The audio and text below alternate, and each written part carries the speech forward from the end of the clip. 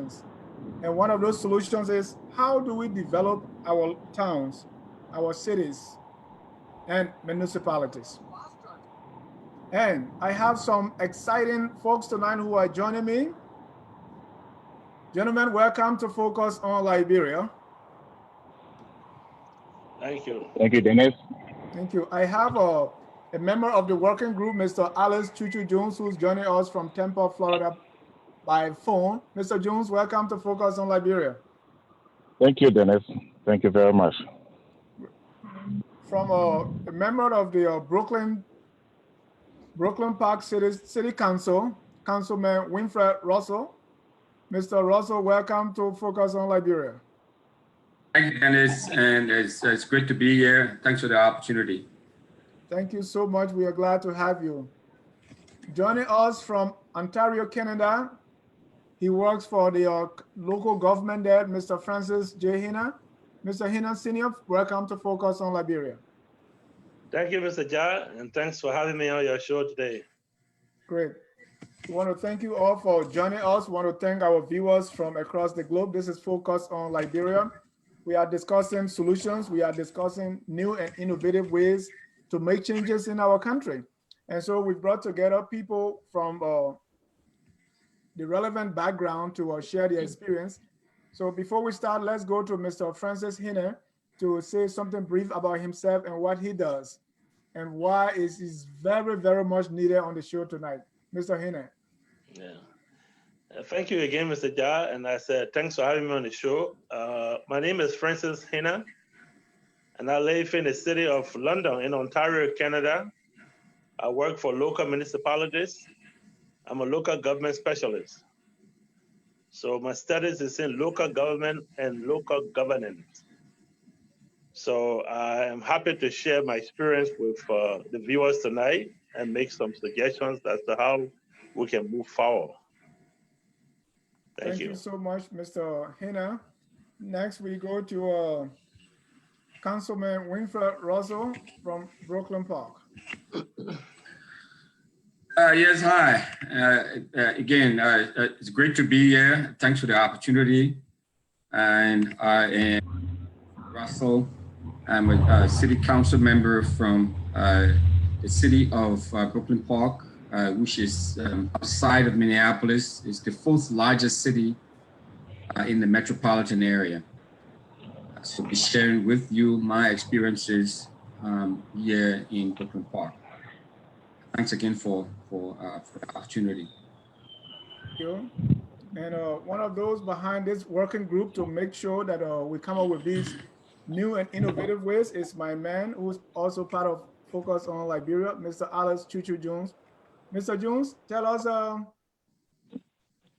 little bit about yourself and why you think it's important for us to discuss cities and municipalities as part of our solution series on new and innovative ways in improving our country. Yeah, again, thank you, Dennis, and I'm very excited to be here with these fine and brilliant Liberians. So a while ago, we was in the midst of discussing our current issues, and Mr. Coney's elder sibling suggested that, why don't we get together and talk about solutions? We always talk about the problem, who's responsible. So I said, well, that's a great idea, and I think we should do it. And also Dr. Kula was on our call, and then they said, well, Alex, if you're going to be able to help us coordinate it, it would be a good idea. So again, I got to give them all the props for coming up with the idea. And then I ran that by you, and you was, all for it. So yeah, we are. Today we have a chance to talk with a Liberian councilman, talk to someone from Canada who also work with the city. And so we can learn a lot. I will be learning a lot from these two gentlemen. But my background is in finance. I'm a financial analyst and consultant, and work in the area of investments for a while at multinationals and also a little bit of personal finance. So I'll be just bringing in my little 2 cents from that perspective in terms of funding governments and, building tax-free zones in cities and things like that. That's where my expertise will stop. But I'm very excited to be here and to learn from these two gentlemen. Thank you. Thank you so much. And we'll be opening the phone lines very soon to allow you to participate and also share your ideas with us. Let me start with Mr. Hinnah to just give us, when we say, local government, city government, county government, what we're talking about here. Give us a picture for us to clearly see what is involved when we talk about the city government. You work with the county. Yep.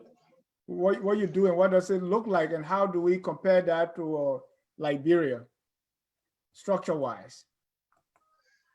Thank you, Mr. Ja, and you scattered very well today, because your panelists here tonight represent exactly what we're going to be talking about.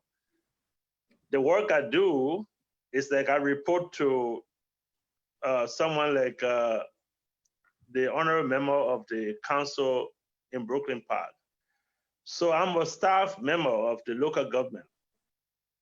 So I specifically, currently I work on records that are being produced by municipalities. So I work for the county, and in the county we have 9 municipalities. So that's 9 city mayors, 9 deputy city mayors. They come together and form what they call the county council. And so I work for the county council. I serve all of the municipalities within the council.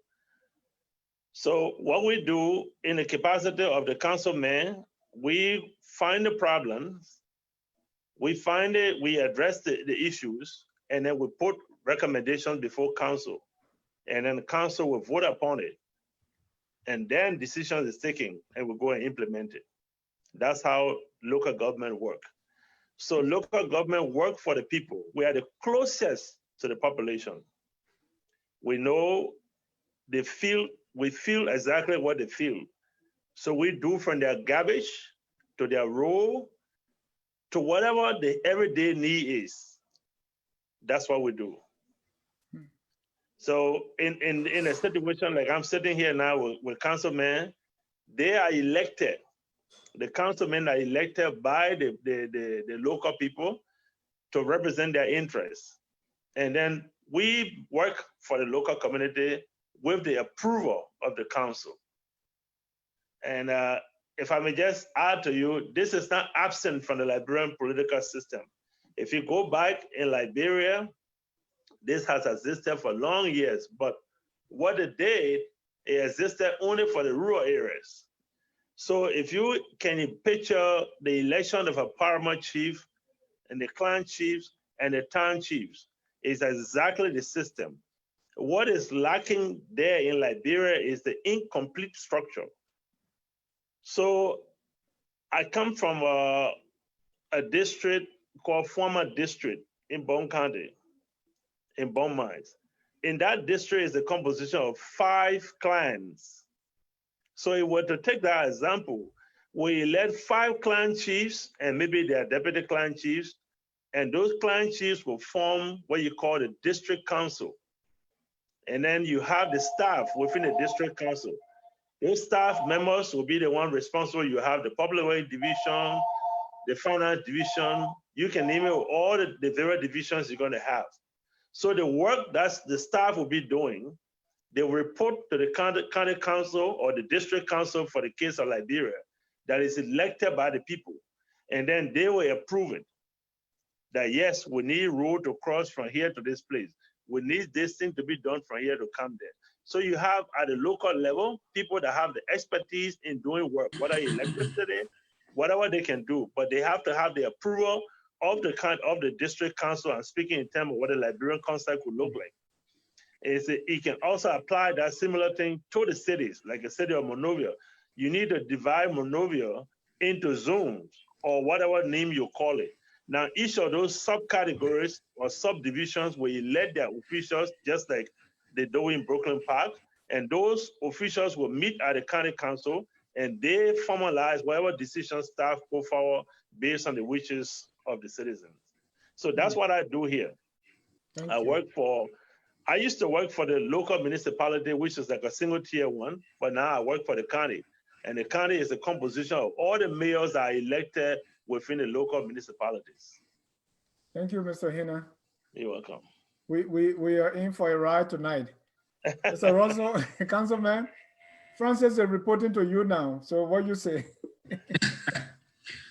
Well, I must say, the system, it's somewhat similar, a similar model of governance structure, but it's just a slight difference, but it pretty much works the same.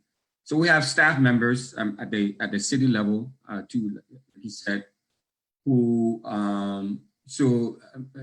in my city, for example, we have a city manager. So we have a 7-member city council. We have a city manager who is, if you think about it, like a company or so. So he would be, in our case, the city manager would be like the CEO, the chief executive. So he runs all of the affairs, and then we would be like on the board. If you're using the company model, like the Western company model. Yeah. So the city manager reports to us, reports to the council, but even though I'm on the council, in the council we have a mayor, who is part of the council. There are 6 city council members and 1 city mayor. But that mayor doesn't have any more power, any more clout than I do as an individual city council member. So we all have to work together. So you can't just, the mayor, there are certain things where, like he would have to sign and do a certain, certain things. But at the end of the day, so the power is pretty shared. So he relies on us, and we all have to work together to get things through.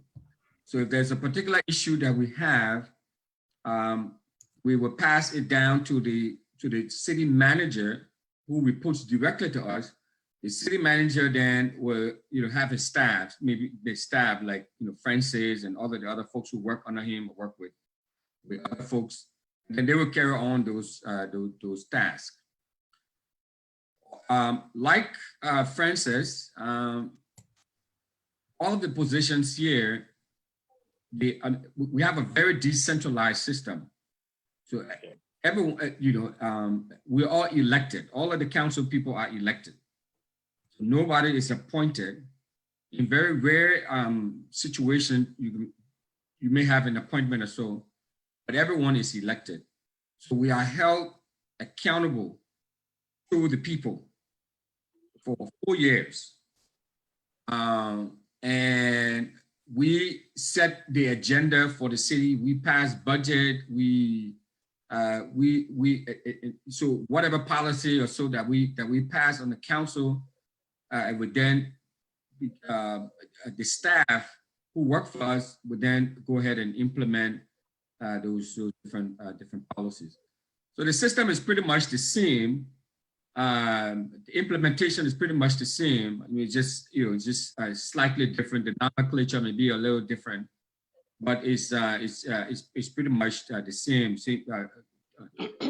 system you have in Canada, you have in America. It's just that the Canadian system is much more on the parliamentarian type system that you have in Europe, in the UK. The American system is slightly different. But they all, at the end of the day, function more or less the same and produce similar results. And I think that that is the key. Yeah. Okay, good. So Alex, I know you live in a city there in Tampa. You also live in another city called Congo Town or Congo. Yes, as a matter of fact, I do in Broadville and went to other Seco or wherever. Exactly. No. What's the difference you see, and why you think we need to innovate our cities? Well, like the two gentlemen are right in terms of city management and city making sure you have participation. The officials are elected, and that's something that I'm a big proponent of, because if you appoint a city mayor, that's the beginning of trouble. you know, especially in America where you have this Republican Democrat thing. That means, you know, you're not going to have certain services depending on the party's philosophy. But if you go to the districts within the or the areas in the cities, and you have people elected, the people feel more engaged.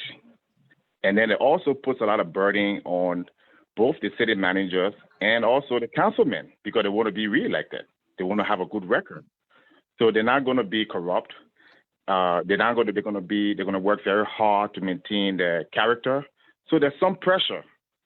But so when you elect someone, well, even at the local level, it sends a message that the person is accountable, and two, they elected for a period of time. So, you know, that's basically what this is. So your city in Broadville is a little different. Well, in my city, in Broadville and all the other settlements, we just, you know, whoever heads the country appoints someone. And, you know, so therefore the person there, whether they're doing a job, whether, you know, they stay there at the pleasure and the will of whoever appoints them. So again, you know, when we talk about change, you know, we cannot have cities in Liberia. We cannot have counties being appointed by the political leader. It's a disaster. Yeah, I'm so shocked that all this time, you know, all our education, all our travel, we live in a sophisticated country. We vote in our local elections, and still we still believe it's okay for you to make appoint the mayor of Buchanan or the mayor or the superintendent of Grand Bassa County. I mean, it's preposterous, in my view. You know, it's preposterous that you can expect any kind of development without structure. Councilman Rosso, how's your city, your Cowell city? So let's look. I mean, after, you know, we all have experience with our cities in Liberia. Coming here and working in Brooklyn Park, I know you see some differences, and every day in your head is like, okay, I think this one I would take it back home. So let's do some comparison here. We all cities, and then you are, I believe when we spoke, you talk about your city having a sister city relationship with Kakata. So how cities in Liberia different from cities in Minnesota or USA? Well, you know, the cities, I think we all know, and your listeners and viewers know that Liberia was modeled after, was structured after the system we have here in America for the most part. From our constitution down to our whole government, you know, whole government, the whole government structure. The implementation of it, and when you look at it now, of course, it's completely different from what you have in America now, because, you know, we have not kept it intact, and everybody come in. There's no set standard there. Everybody comes and everyone does this little thing, and the other person, as soon as this person leaves, and the next person comes, and they do their own little thing and stuff like that. But fundamentally, the municipalities, and I mean the whole government, the whole structure of the country was not structured after Britain, or Ghana or Nigeria and all those countries. It was not structured after the French, like Guinea and Ivory Coast history. It was structured after the U.S. So, but over time, for other, you know, so many other factors, some of which is personal, is political, is greed, is ignorance, or whatever, or lack of knowledge, or so many different things that may have come together, conspired to change things and twist things the way they are in Liberia. And so because of the lack of accountability, I mean, you have these cities are not functioning well. For one, I mean, we all had spoken about this already. I mean,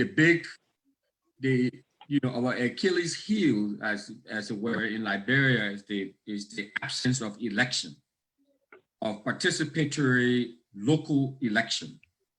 I mean, we have that in our structure with Francis just talked about, you know, at the local government level with the paramount chief and all of that. We need to go back to that.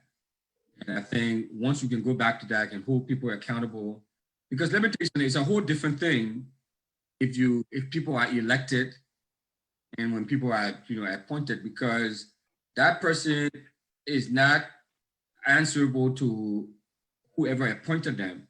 They'll be answerable to feel accountable to the people, because you know that if you don't do a good job, you're going to get kicked out. So one of the biggest difference is that our leaders here are elected, and they are held accountable by the people. We do have a number of city relationships with a number of cities in Liberia. So one of the things we're trying to do with our sister city, Kakata, is to see how best we can help them to build their capacity.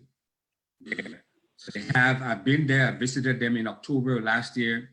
They have a city council, it's pretty diverse. I think about 2 or 3 women with men and all of that. But still, the fundamental structure and fundamental governance structure is not there. Like, for example, I mean, we've made a lot of donation to Kakata, giving them use equipment, a uniform, all that. 6 months after that, you go there again, you can't find those things.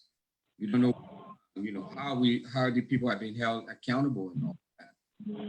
So I think that's one of the biggest things is that, holding these folks who are in power, in positions of trust, holding them accountable. And I think one of the easiest and fastest and simplest way is that if you're elected into office, people could, tend to know that if you were to mess up, you get out.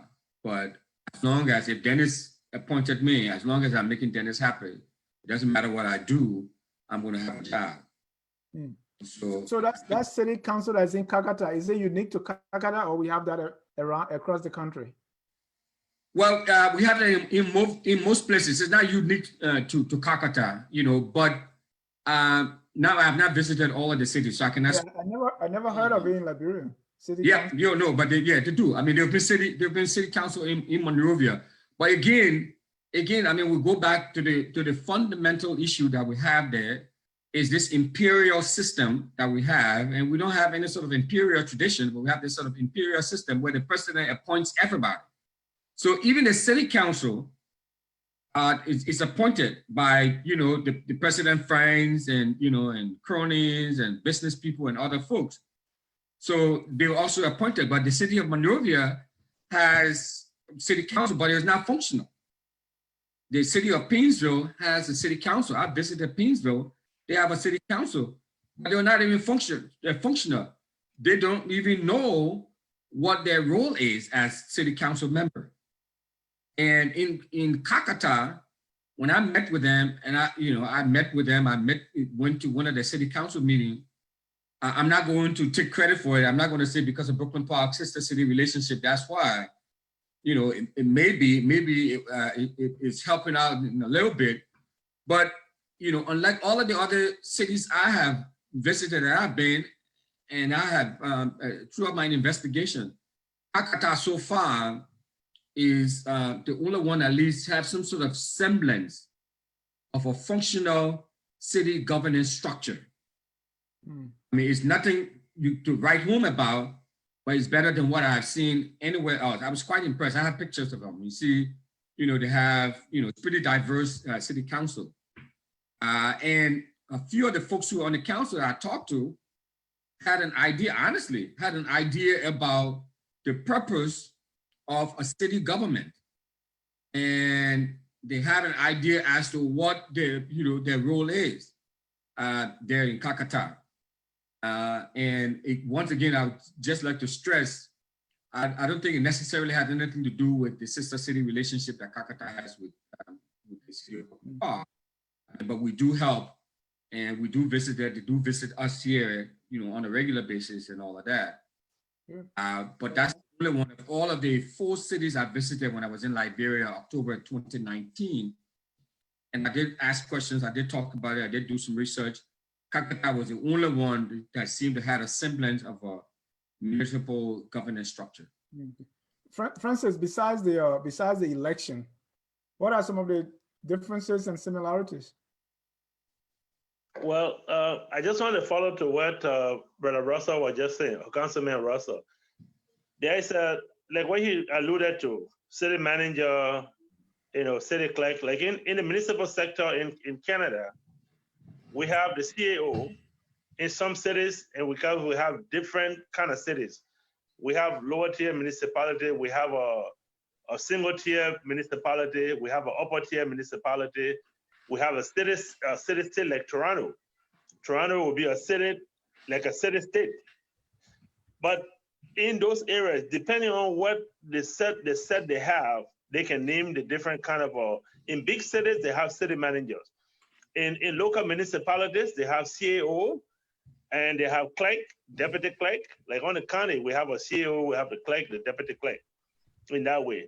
Now, these are the structures you put in place to be able to function properly, like the councilman was saying. And then it's sad, like he regularly said, if you think about what is happening in Liberia, especially Monrovia, Monrovia City was incorporated in 1822. That's long before Liberia became independent. Liberia became independent in 1847. 1822, the city of Monrovia was incorporated. If you go back and read the history, all of these things that we're talking about now, the councilmen were elected, and there were criteria to be elected to go before you can even function there. And the difference between the local government in Canada and that of the United States is that here in local government, there is no politics. I mean, no political parties. So you contest as an individual. You can be CDC member or what have you. If you're a CDC member, your campaign, they're not going to carry CDC sign. You carry your own local sign and you win. And like he said, from the city mayor to all the council members, the only responsibility the city mayor has is to preside over meetings. He presides over the meeting where he got one vote, just like every other councilman.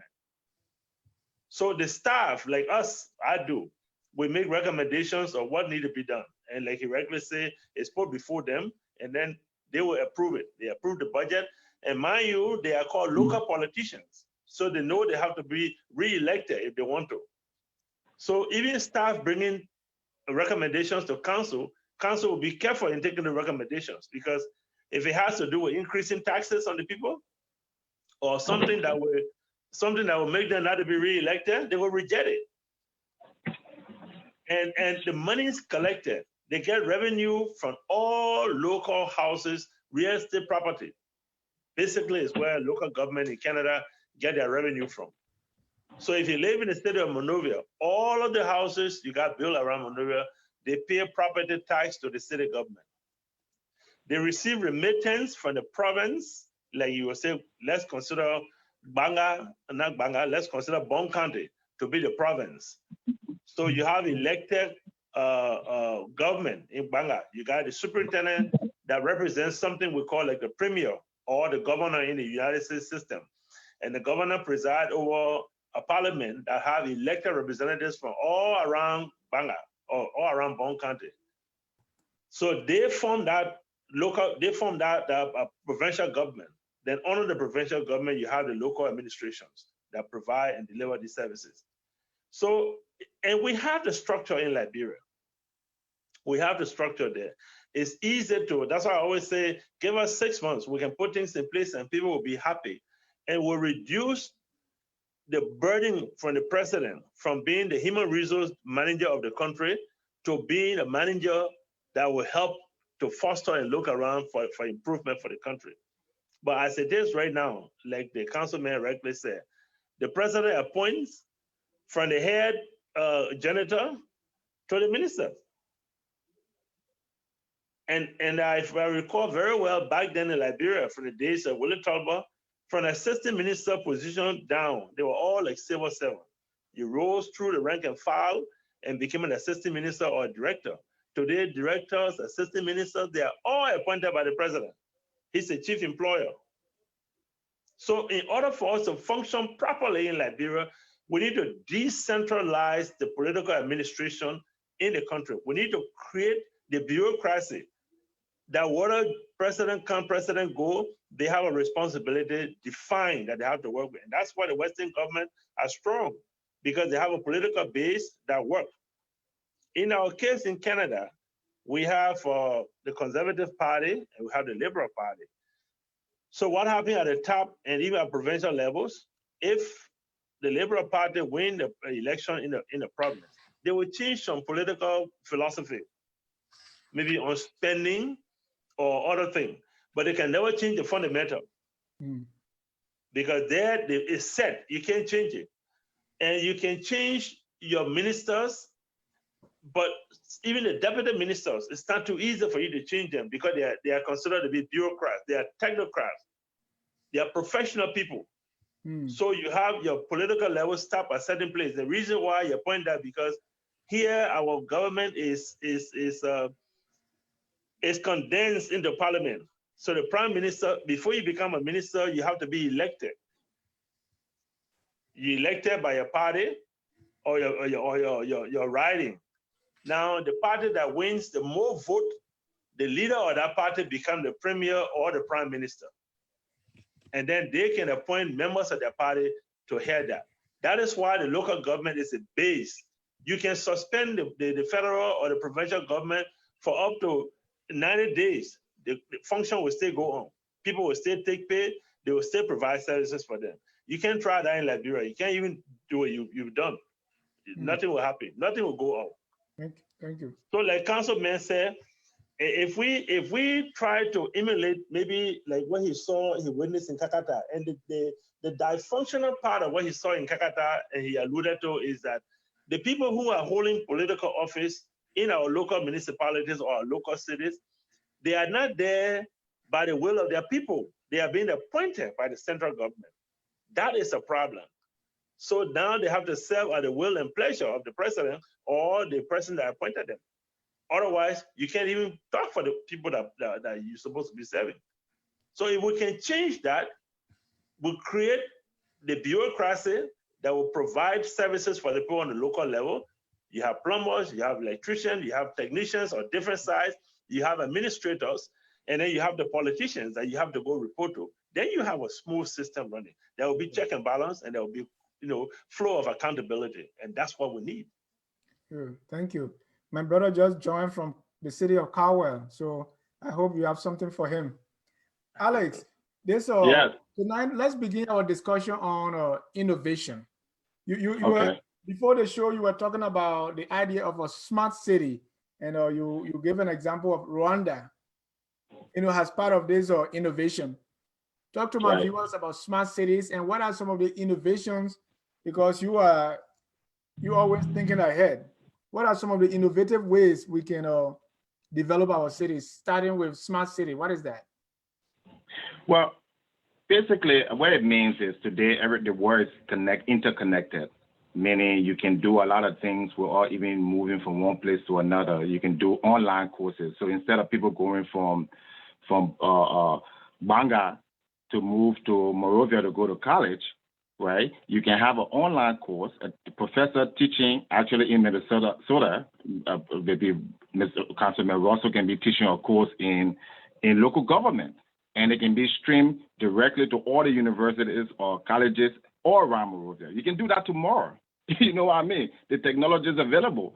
So another thing a city can do is each city can decide an area of specialization. Maybe one city can say, look, we have federal land, so we want to focus on growing bitter ball or tomatoes. And that city can invest money into that particular project. So all the farmers who invest in that project, they can get grants, they can get loans. You can do fishing in one city, right? Rail system. I think it's not a wise idea today for people to try to develop roads in Africa before developing railroads. It's a stupid idea. America was built on railroad system. Europe was built on railroad system. And I see people running around, I build more roads. First of all, it's more expensive. It takes longer. It's harder to maintain. And it only serves a small percentage of the people who have cars. You build a railroad system, it's faster, it's cheaper. All you need is lumber and steel. And you can transport tonnage of luggages goods and services faster.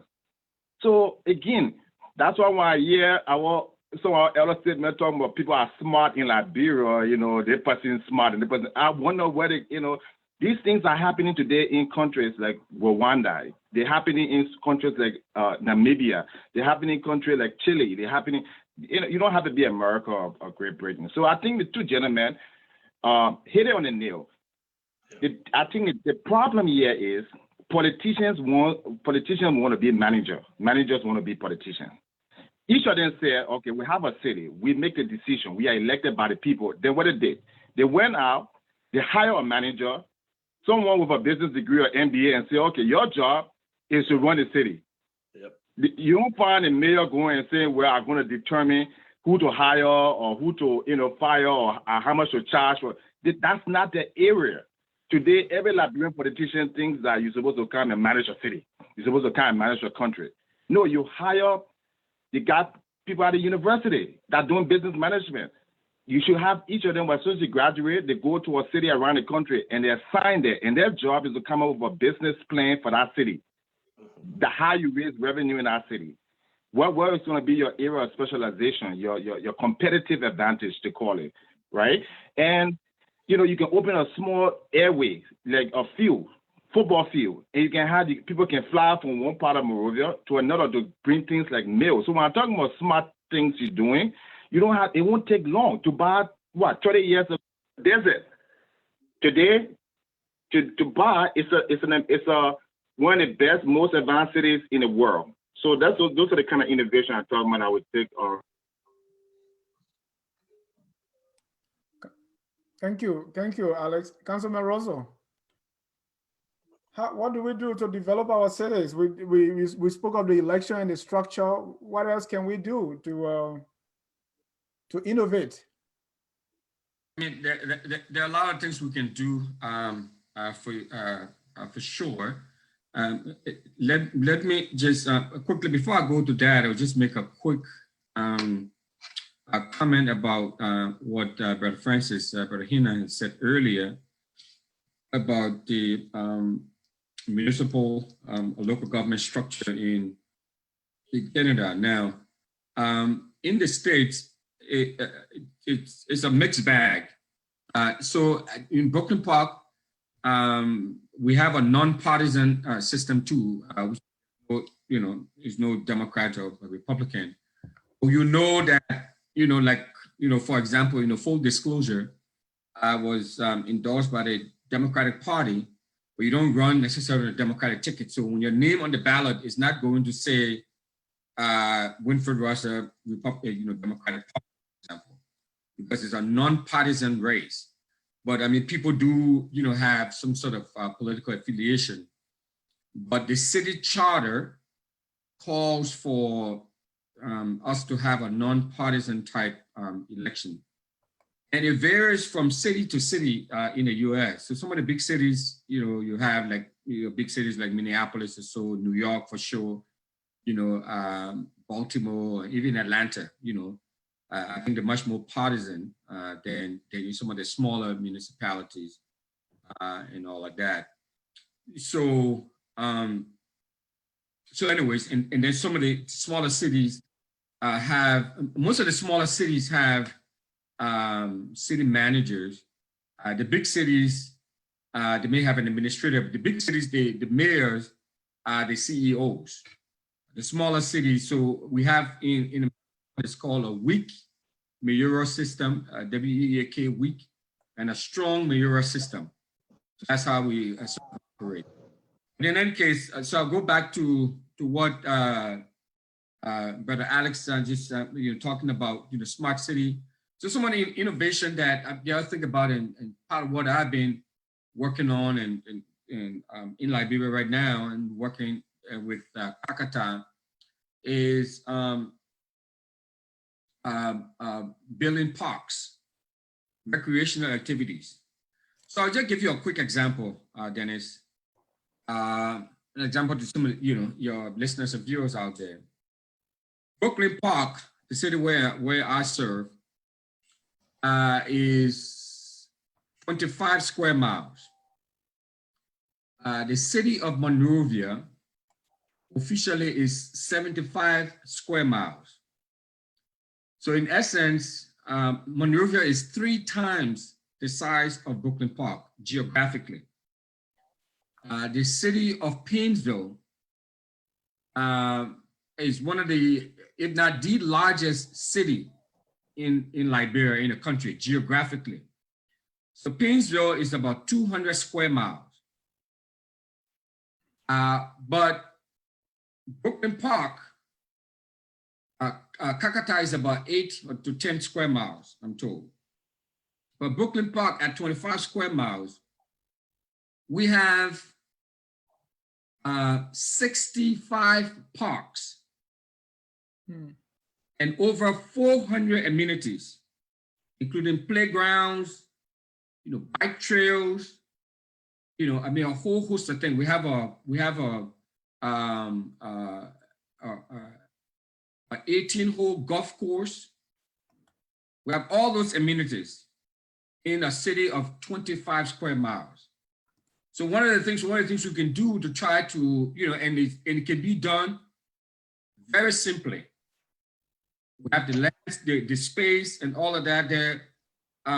We need to start building parks. And so one of the things that we're doing in Painesville, for example, we have decommissioned a park in Brooklyn Park, and we'll be turning it over to Painesville. So all Painesville needs to do is just, designate the space where, where to put this park.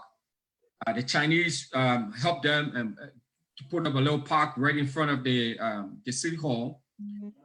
That Brooklyn Park has 90,000 people. Painesville has about 500,000 people. Every resident in the city of Brooklyn Park is no more than 5 miles, 5 blocks, not miles, 5 blocks from a park.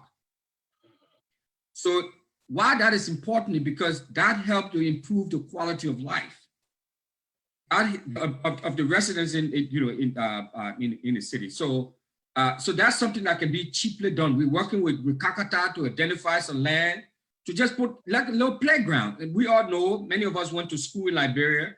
If you go to school in Liberia, there's no playground. When it's recess, the kids go and start playing in the ground, in the dirt. There's nothing there to do, nowhere there to play. So with all of the stresses that go on, in the country, at least if you, every city you go to, and even, so I think it's Brother Jones who said it. So we don't even need to come to Canada or the US. Go to Namibia. Go to some of those, go to Tanzania. They have parks. Yep. City parks, town square. People can go there, they can relax their minds. We have a lot of issue with mental health there. So all of these things will help to alleviate some of these problems. It's not that expensive to put a park together. So quickly, and if you talk about transportation is another thing too. So before you go, let's talk about this park. Okay. So a park is there. I don't know if I ever saw a park in Liberia until I came to the United States.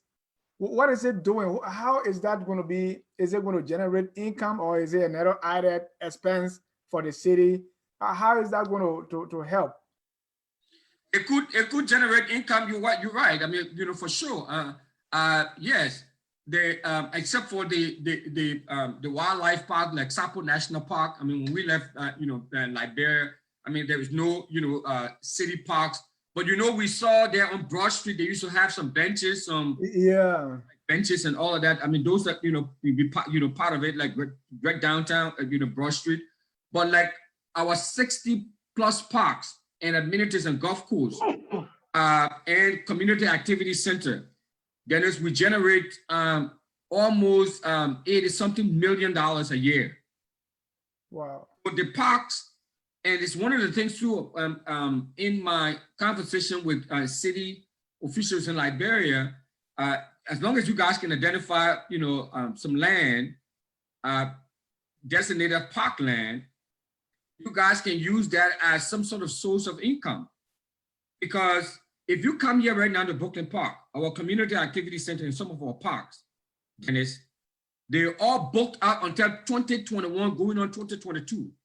They're all booked out for baby shower, wedding, barbecue, whatever.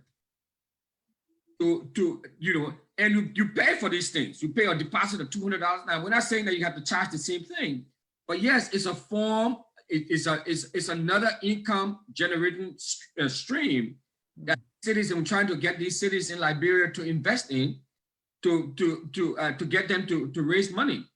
The city of Painesville, working with the city of Painesville to establish a sister city relationship with Painesville, Minnesota, and Painesville, Liberia. It's not online yet, but it's coming up online. We've done some visits and all of that. Example, the city of Painesville, Minnesota has a liquor store. And it has a liquor store. So just some of those simple but very innovative ideas. And the proceeds from the liquor store, guess what? They use the proceeds of the liquor store that the city owns to do what? To build sidewalks. Build and improve upon sidewalks. You know how much liquor we drink back home. Yeah. You know, but the whole thing again, it comes back to this whole centralization, because you go try to open a liquor store that the city, the Ministry of Commerce is going to come, the other person, you know, it's a complete, so, you know, the whole structural issue. So many ways to raise money. We raise money from the parks. Yeah. That's necessary from the playground, but people go and rent the parks, the canopy. When you go in Atlanta there, when you guys go to have a barbecue or football game there at the park and all that sort of stuff, you know, the kids can go there and play. It's all free. Walk there for free and all of that. But if you want to use the canopy, you want to use the electricity, you have a little barbecue, you have music, you pay for those things. For those services is part of a revolving fund that goes back into, and it keeps people employed. Right. Some of the things that we are working with like our sister city of Painesville and others, for them to adapt that and not just wait for handouts, because from here, I think like brother said, Francis said, you know, we call it local government aid, LGA. So we'll get money from the state government, from the county and from the state government. We'll get some money. So the taxes we collect that we remit to the county and to the state, some of that money comes back to us in local government aid. We just don't depend on local government aid to run the city. It's not even enough. Okay.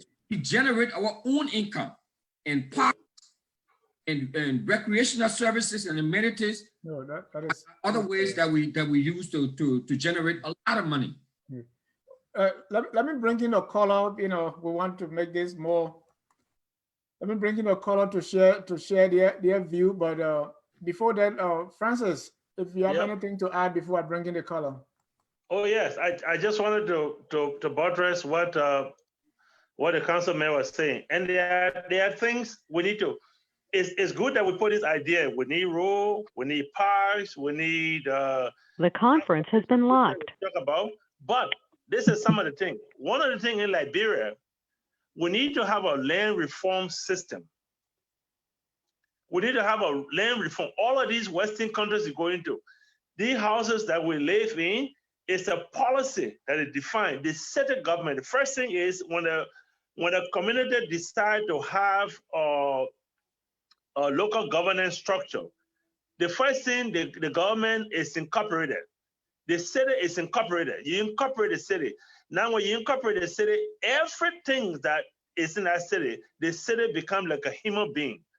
And we who work there, we are like the arm of it. And that's why the city will decide we're putting a park here that will be generating fund for the community. The schools that they put into block by block by block to get it. That we need in Liberia. We have to have a land reform system. Now, when we have a land reform system in Liberia, then the city government are incorporated. They become like the property of the people. When you incorporate the city, everyone that lives in the city are members. First income they generate is home, property tax. Property tax go directly to the city government. Like in Canada, in the local government, parks, parking, libraries, roadways, local police, local land use, fire protection, public transportation, community water system, all of those are the responsibilities of the local government. And people know that. So they work there. You go to Liberia right now, you want to open a little shop in Pinsville. The money you got to open the shop, you'll finish paying someone. By the time you finally get a shop, no money to put inside. Here in London, you want to open a shop tomorrow, you just go online, put all your information, your license, print out, you pay the fees. The inspector will come and look at your shop. If it passed the test, you're running your business. So all of these bottlenecks that we have in our administrative system in Liberia is killing us. It's killing us. We need land reform, and we need to make sure that the government, the local government, can be incorporated and stand as an entity. That way we'll run, because the central government will have a hands off. In fact, they'll hold you accountable for what you're supposed to be doing for your people. And like the councilman just regularly said, each of these facilities bring up money. You in Maria, you want to hold something. If you don't go to somebody's house, you're in problem. So that's what local government brings, local governance, government of the people, by the people, for the people. Yeah. Let me bring a caller into the conversation. Caller, your name and where you calling from? Hello, Dennis. Good afternoon. This is Professor Davis. How are you? Professor Davis, welcome to Focus on Liberia.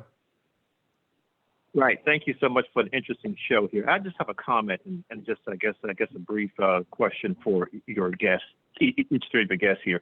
For someone who is not Liberian and who follows Liberian politics to a degree, it's difficult for me to understand why Liberia, as rich as it is in terms of natural resources, that it's still a poor country. I mean, there are only 5 million people, and it just seems to me that a nation that emerged, that was created out of the most wealthiest nation in the world, the United States, that Liberia is one of the poorest nations in the world. And I'm just trying to kind of figure out why this nation has not found this way after almost 200 years of existence. So I'll stop there. And I will listen to the response of the guest. Thank you. Mr. Russell, you want to take that? I want to give a shot. I can give a shot to that. Sure, go ahead. First thing, I will tell you that we have just been mean to ourselves. And I always say that. The way Liberia was funded, the political structure of Liberia, was founded on the principle of alienation. It was never inclusive from the day one. We started off like people looking for a home, a free country to be free. The people believed to be free people that went to Liberia, all they knew was colonization. So they recolonized us, and that's a story that a lot of people don't know about. The free slaves from the United States recolonized the natives that they met in Liberia. And they were helped by the American Colonization Society when they got to recapture slaves and brought them. So they put out the class system. The first class was the mulattoes, whose father were believed to be the plantation owners. They were light-skinned people. And the recaptured ones who did not belong there, but they brought them there because they were free, they took them to be second class. The natives were nothing. We did not even have a part to play in the first constitution that was drafted. Liberians, the natives were not part of that. Now, that being said, after all the ups and downs, they created a political hegemony that were only catering to a certain group of people. And that has been very hard to break. Even when we had the military coup of 1980, that the natives took over, again, there was a hand behind that just divided us. And our own greed, you make me president, I only look after myself. And I always tell them this is a mistake. So bad governance, lack of interest for the state is what got us to where we are. And you're right, we are very rich, very rich. We are the light of Africa, but we are refusing to shine. That is the problem. I asked a question the last time when we were talking about salaries. Our senators were making up to $25,000 United States dollars a month in Liberia.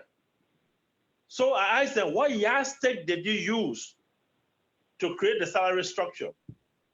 Even the the founding fathers of Liberia, I don't think they made that kind of money. But individually, then the worst came around 1964 when Liberians or Black people were free to be citizens of the United States. Then the Liberia became the farm. The farm was Liberia and the city was the US. Every child of the elite came to the US to go to school. They bought homes here, and Liberia was just a farm. You go and reap and you come here. No one has ever focused on how can we develop the country. So generation after generation, when they get to power, the principle of massive corruption, systemic corruption, is just the one killing us in that country. So the president is the law and gospel. The president controls the Senate and the House of Representatives, the Congress. The president controls the judiciary. As soon as you sit there, because everything is you, there's no check and balance. That is our problem. Bad governance. Nobody cares for anybody. That is it. Thank you. Anyone, I don't want us to step too much outside our innovation tonight. Yeah. Yeah, I know. So my only thing is that, again, you know, that there are a lot of thanks for your call, brother. Thanks for the call, and thanks for listening. There are a lot of blame to go around. Yep. And there are blame that can be put on the doorsteps of the American Colonization Society, with the American government, with the American-Liberian class that took over the country, or the first rulers of the country, and by the Afro-Liberian. I like to refer to them as such, because you have, you know, sort of like three categories of Liberian, if you may. American-Liberians, Afro-Liberians, and you know, and never heard that one. yes. You know, and within the American-Liberian class, and of course you have the, you know, the Congo folks, because, you know, at the end of the day, once you're born there, I mean, I don't like the nomenclature of the native and this and that, you know. So, but I guess that's the academic sort of nomenclature. But in any case, so there are a lot of blame to go around. I think one of the things that's missing from our conversation, usually this conversation, is that, and it's not to, you know, I mean, like I said, there are a lot of blame to go around, but I think we focus on one group, on the American-Liberians. Of course, they were ruling, but we leave out the these so-called abolitionists, the folks from the American Colonization Society. I don't know if someone may have mentioned this earlier, but the premise for establishing what is now Liberia, the premise was wrong. Yep. It was racist you know, from the onset. These folks wanted to it was sort of like the first example of ethnic cleansing. So they picked one group of Black people against the other group of Black people. And said, well, you know what? We went there and we negotiated the land on behalf of you all. So this is your land. This is your property. All participants are on hold. Go ahead, Councilman. Yeah. So we have all this. So I mean, so from the beginning of time, you know, from the U.S. government and its role in playing hands off. And so you have one group and picking one group, and we know this whole divide and conquer thing. Yeah. And whereas these white abolitionists were standing by and say, okay, you know what, you guys go, this is your place, and they just you know, left these folks fend for themselves and you know, and all of that. So we've had all of these sort of structural problems that started from the beginning of time. Okay. But now we are where we are. And again, like I said earlier, I like to look at, I mean, there were so many different blames to go around, but let's look at where we are today, or where we've been in the last, you know, decade or so. Part of what we had and we inherited from the 133-year rule of the American Liberian is this bad governance. Yes. A corruption, endemic corruption. So it doesn't matter which one of the groups get there, it's the same old thing. Mm-hmm. Until we can divorce ourselves from it or get away from that, we will continue to have these problems. We need to blame each other.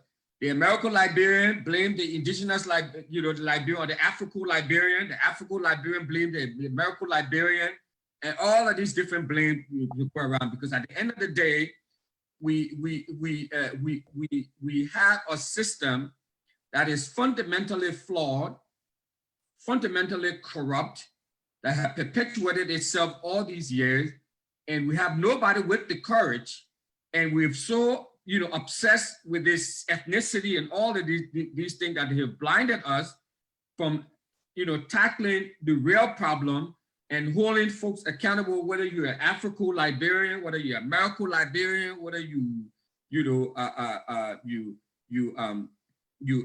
a foreign business person or whatever you are, and we are a country of settlers. I mean, because a lot of people came in from all over the place, from the sub-region, from Caribbean, from all over the place to found what is now Liberia. But we have not been able to find a way of holding us accountable, holding whoever we have in government, holding them accountable. And so we've continued to perpetuate this sort of bad governance, this system of rampant and endemic corruption, patronage, one where it doesn't matter who is there now. Yep. So unfortunately, that's the system that we have. And I think that these kinds of conversations where we can openly talk about these things can help enlighten us and open our minds to know that at the end of the day, we have issues. If Brother Hinnah is not doing the right thing, doesn't matter if where he's from, if we're from Lofa together or from Kidman together or wherever, we have to call him out. Yeah. Now, Russell is not doing the right thing, whether he's from Maryland or Buchanan or Caldwell or whatever. We need to call him out and hold him accountable. And until that, it doesn't matter if you're American Liberian or African Liberian, we're going to still have the kind of problems that we're having. Thank you, Mr. Russell. And I want us to go back to our topic, but let me bring in one more caller. And you hit the nail right on the head. That's why we are having the conversation. And that's why the Focus on Liberia try to shape the narrative so that we can be more focused on solution without perpetuating. Can I just weigh in on the professor real quick? I won't be more than 2 minutes. Yeah, I have a caller on the line. Go ahead. After you, I bring the caller. Okay, so thank you again, Professor Davis. That's a very good question. In fact, that was the question I started asking myself a few years ago. Why are we poor despite having a lot of resources? And I couldn't figure it out. Every book I turned to, everywhere. So I decided to do some research, and there's some upcoming books on this particular subject, why these countries are poor. And it's called a Development Manifesto. And it addresses, it has the formula to dismantle inequality and promote urban and global development. And I recognize 5 things, the reason why we're poor. So all the reasons that, my colleagues and most people come up with about why these countries are poor, I was amazed to find out none of those reasons have any kind of empirical evidence. The reason we're poor is the same reason why Detroit is poor. Detroit is in America. The economy is good. It has electricity, it has roads, it has everything. Why is Detroit poor and Los Angeles rich? And the 5 things I find out was, one was governance, city governance, which a councilman just said. Detroit government is very corrupt. In fact, the mayor, I think he went to jail or stayed in jail. The second thing I found out was central banks and banks. Detroit did not have the kind of banking institution to fund growth and development within our area. Universities, corporation, and media, those 5 things were what make any country rich or poor. Liberia does not have any of them. No. They don't have a media where people can come and discuss, like a national NPR or anything. So that's what Focus on Liberia was designed to do. It does not have a good university. In fact, we're making an argument our universities should be a community college. We do not have any corporation that's owned by Liberia. Not one in a country in what, 172 years. And like we said, we don't have any city government. So the reason is not Congo or native or president or people don't like each other. Those are sentiments. Every country has its own biases, its own racism, its own prejudices. But if you have those things, those are the things that create wealth and development and innovation. And we don't have any. And hopefully, as we go on more in programs like that, Professor, please come on. I reach out to you, and we can have shows like this. But those are some of my research that I did, and hopefully it will be published this year. Thank you very much. Thank you.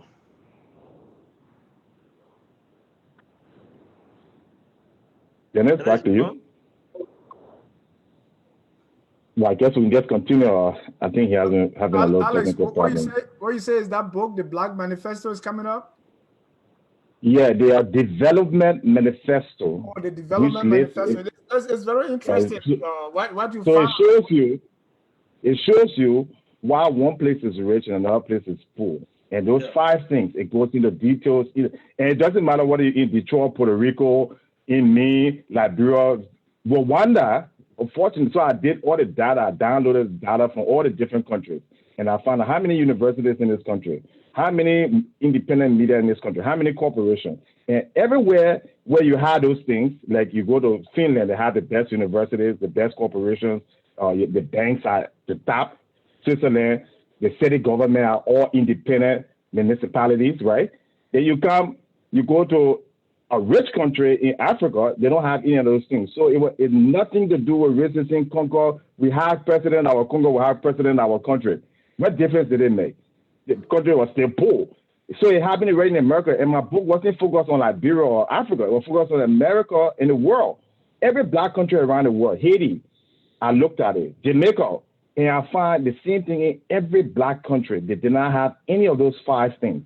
And when I look at everywhere that was written, and I have the data, so I did downloaded all the data from different sources, UN, World Health Organization, there are Times educational rankings. And I find out the correlation between what makes a place develop and the income level had nothing to do with politics or people like each other or they don't like each other or Congo or people don't love their country. It just had to do with the same reason why before cell phone came up, we just didn't know how to create cell phone. So we don't know how to create that. And there's no book out there that tells you.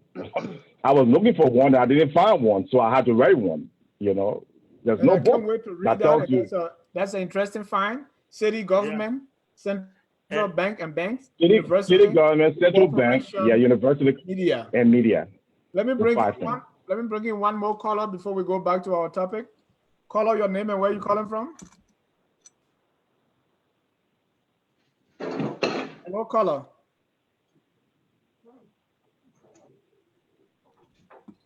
All right, I think we missed that. Okay. Yes, I wanted to ask to Alex just alluded to right now, and the reason why there's a failure in the institutional development is because, like I said in my statement, greed and self-centeredness. Greed and self-centeredness is what got us to where we are. Okay, Francis, hold your thought. Let me bring on the caller now. Caller, your name and where you calling from? Hi, my name is Rose Joy. How you guys doing today? We're doing wonderful. Welcome, Rose Joy, to Focus on Liberia. Your question or comment? So I wanted to comment on the question that God just asked why we poor, knowing that we one of the richest African countries. Okay. So I want to say, I don't want to blame anybody. First of all, I want to say that we all are responsible for why our country is the way it is today. First thing will be we allow foreigners to be able to come together and go and build like paradise in Liberia and run it, and we go there and pay for stuff there. We have no vision as Liberians. We sit around, all we do is go to school, get all the degrees, and think it's something. You know, it pawns for me that we have so many educated Liberians, but our country look like we never went to school before. Mm. Secondly, we have people that find candidates and go and put them into place, not seeing no blueprint of nothing that it can get country, nothing. And those are educated people, people that have PhDs, people that have sat in classes, have seen, you know, went abroad and seen some stuff that other people never seen before, but it's sit there and the people that go and they flood the country. So we are not going to blame anybody. You know, that was a good question that God asked. Okay. Unless we as Liberians from everywhere, of every part of this world, decide and say, I love my country. I don't care what it is. I'm going to find something. I'm going to put my hands on something to do, and that will make, because of me, I will be a part of rebuilding Liberia. So I just want to let whoever that's listening around the world, that government can help your country. It's the wrong thing. It will never get help. So if you think you're going to sit in your house and relax and think the government is supposed to build Liberia, you will see Liberia like that. Your children can't, the other children can't go and pass it past. So we all need to put our thinking cap on, come together, start forming little groups and stuff like that. Find something and go into your country and be a part of the rebuilding of your country. Mm.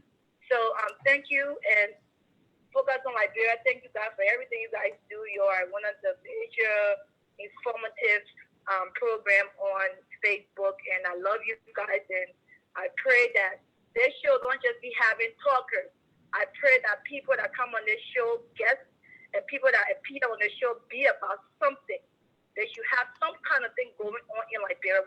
Not just people that come here and just talk a lot and tell us where they went, what college they went to, because I have no interest in that.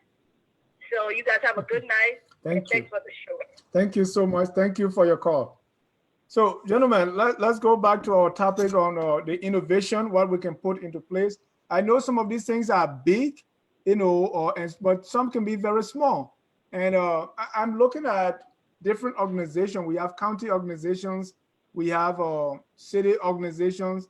I saw the last time a group called Firestone Association was here in Georgia for the convention, these cities.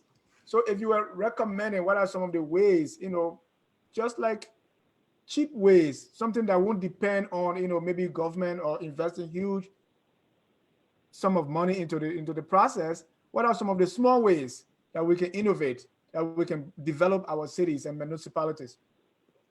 What happened here? Russell, you take that. Francis is having some issue with his camera. Some of the small ways I think we can do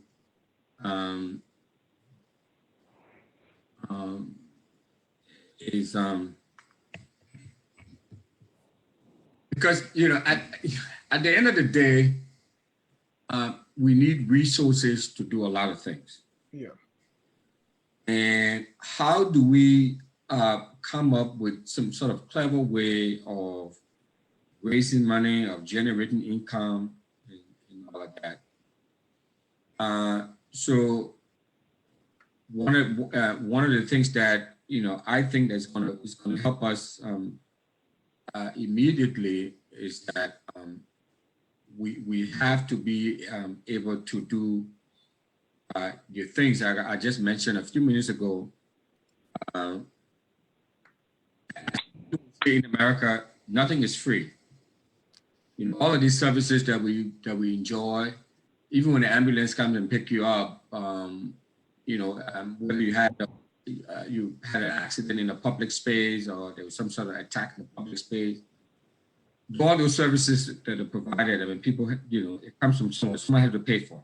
Yep. You know, so one of the things we can do is to see how we can get these municipalities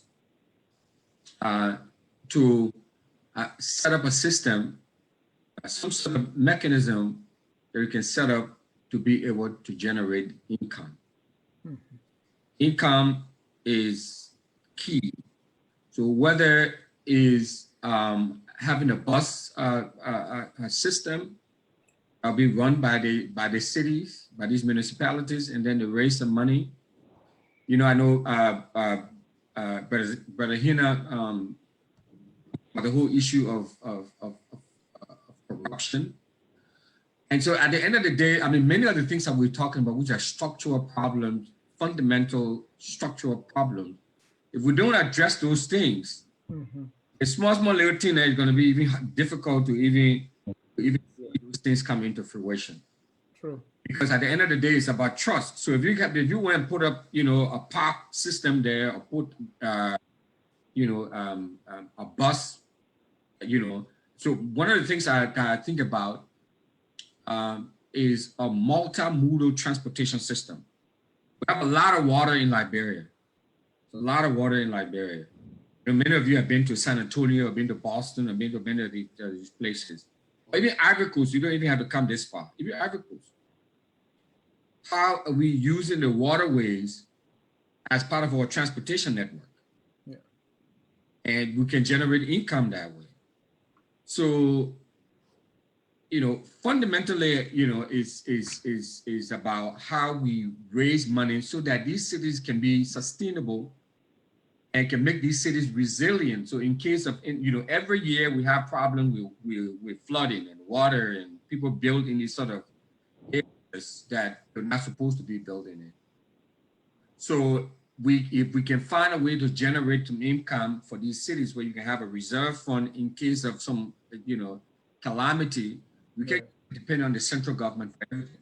You can come in and help to help to provide that. So it means something as simple, we use our own cultural things. So even if it's something as doing a little food sale, or whatever it is, that we can try to generate income on a small scale. Yeah. We do a lot of self-help projects. I mean, we grew up in places where, you know, the saying that even is used in the West, it takes a village. It comes from Africa, you know. So how do we try to see how best we can monetize some of those services, some of those things, and then have a pool there to turn it around? I know I didn't give you a concrete example of some of the things that we could do, yeah. But I, you know, spoke about park, you know, before, playgrounds, yeah. You know, a store, you know, where we can use and use to generate money. We can get some people employed, use the proceeds from that, put it back into doing development, city development projects. So those kinds of things. But whatever we do, it has to be sustainable. Yeah. Do something to every year.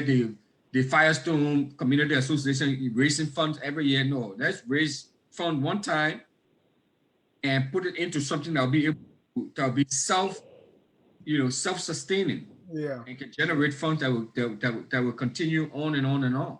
Yeah, thank you, Alex. Most of the time when we talk about these things, we always say government has to create the environment, because there is, you know, and there's a color here say, or some Facebook say, government does not unilaterally build a country, but a government must create the environment for individuals and groups to achieve their potentials through political accountability.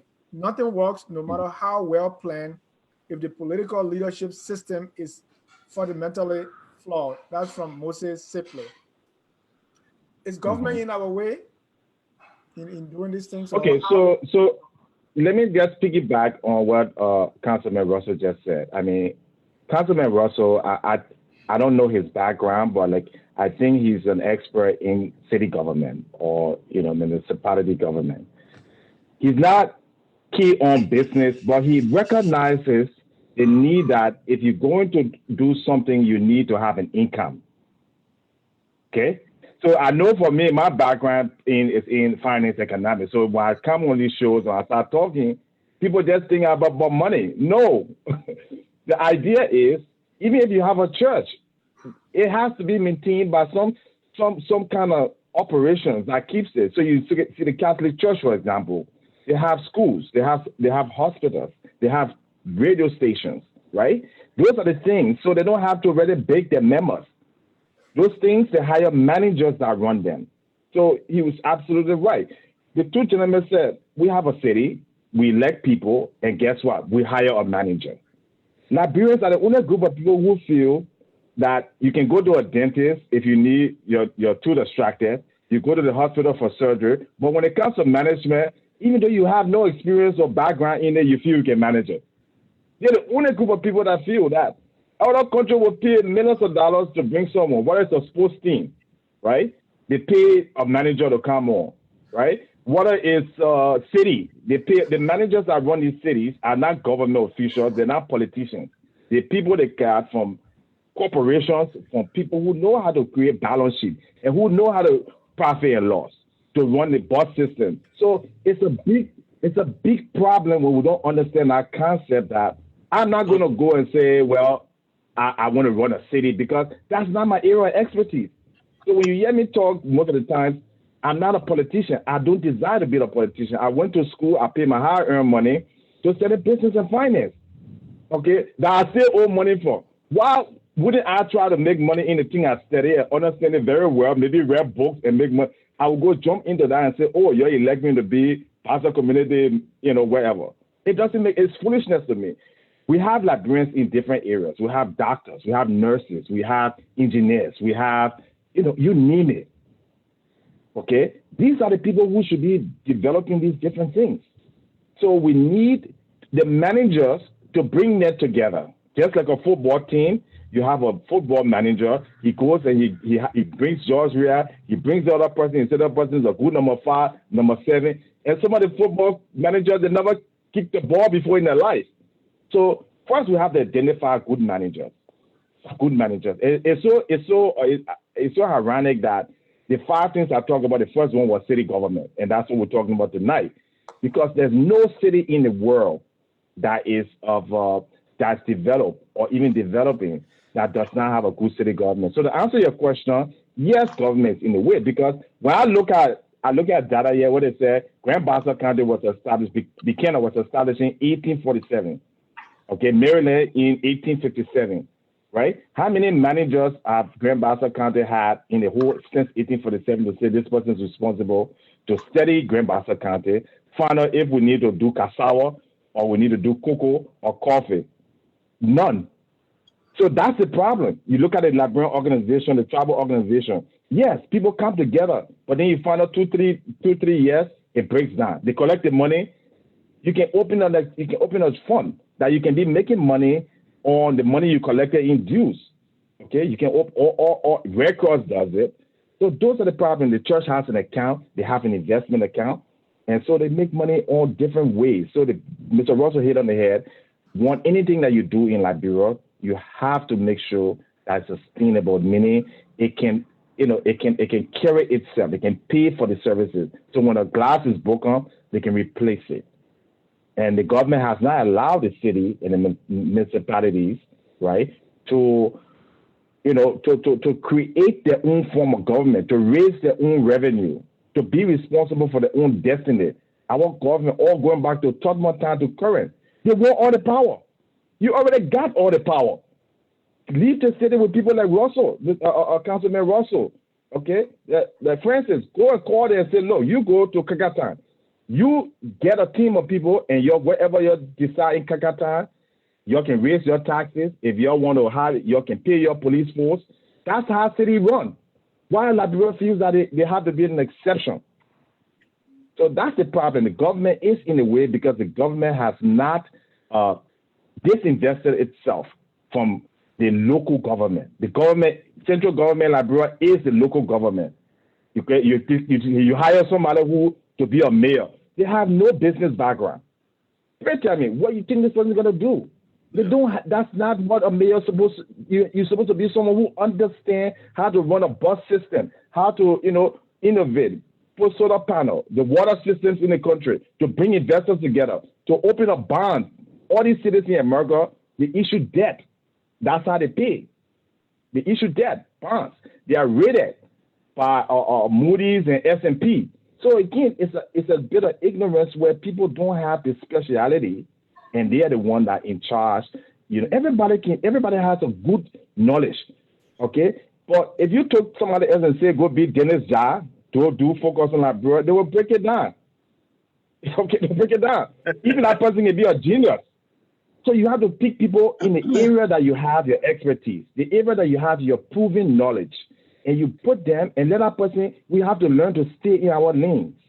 The area you're good in, you can be Einstein. Einstein is not going to say he wants to be a politician. He's not going to say he wants to be an economist. Einstein is a physicist. Until he died, today that's all Einstein is known for. He taught it, he created great things. So let us all be Einstein in one area. Yeah. So when we need somebody tomorrow, we can call and say, hey, go to this city. And so I know who I will recommend now. Councilman Russell, go to one of the cities in Liberia or the counties, set up, help them like what you're already doing.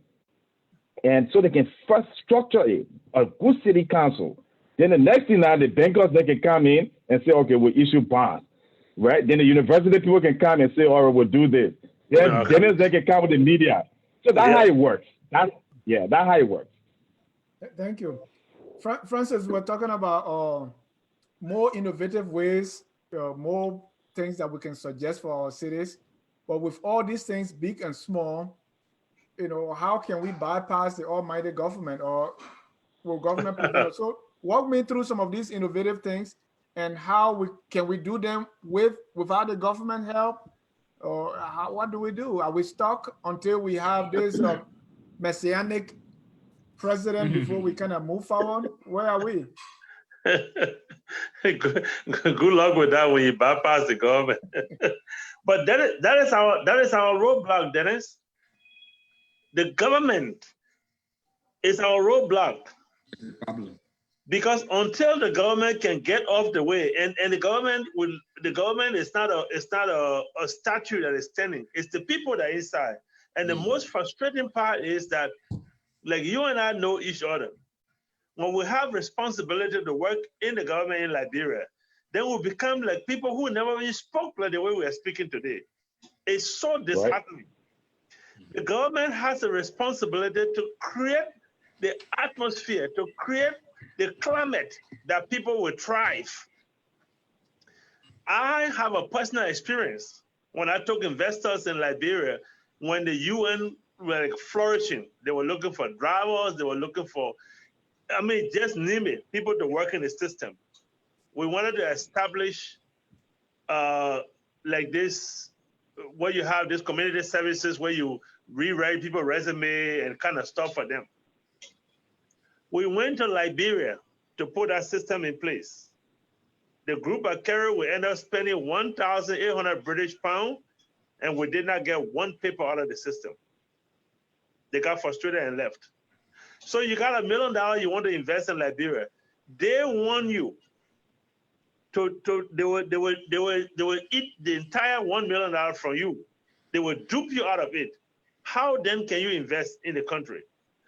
You need a government that will be selfless, that will put the interests of the nation first. When you have that kind of government, development and all this smart innovation that we're talking about will just flow, will just go through. Francis, I come from a small town called Dodweke. Now it's a city. Okay. I don't know, even though it's way behind God's back, but what stopped us from maybe having some solar panel there, from doing some things that will power the library, the church, the school? Have you tried importing something to Liberia? Have you tried putting your solar panel parts on the container and ship it to Monrovia and see whether you can clear it from the port? It doesn't have, those are the bottlenecks. So you can go right now, you and I are talking. I'm able to chip in maybe a few $100. Alex will chip in a few more, and Councilman Russell will chip in a few more, and you buy the parts for the solar panel and put it in a container. Let it reach to the Freeport Monrovia and see how long it takes you to clear from there. Right. If you don't have to sell your old mother so you can pay for it to get there. This is the problem. There's no system.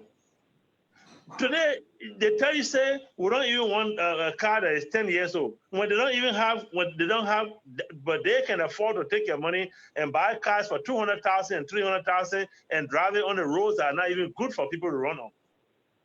Go to Liberia right now. The most efficient thing you can do right now, die to my heart, is a railway system.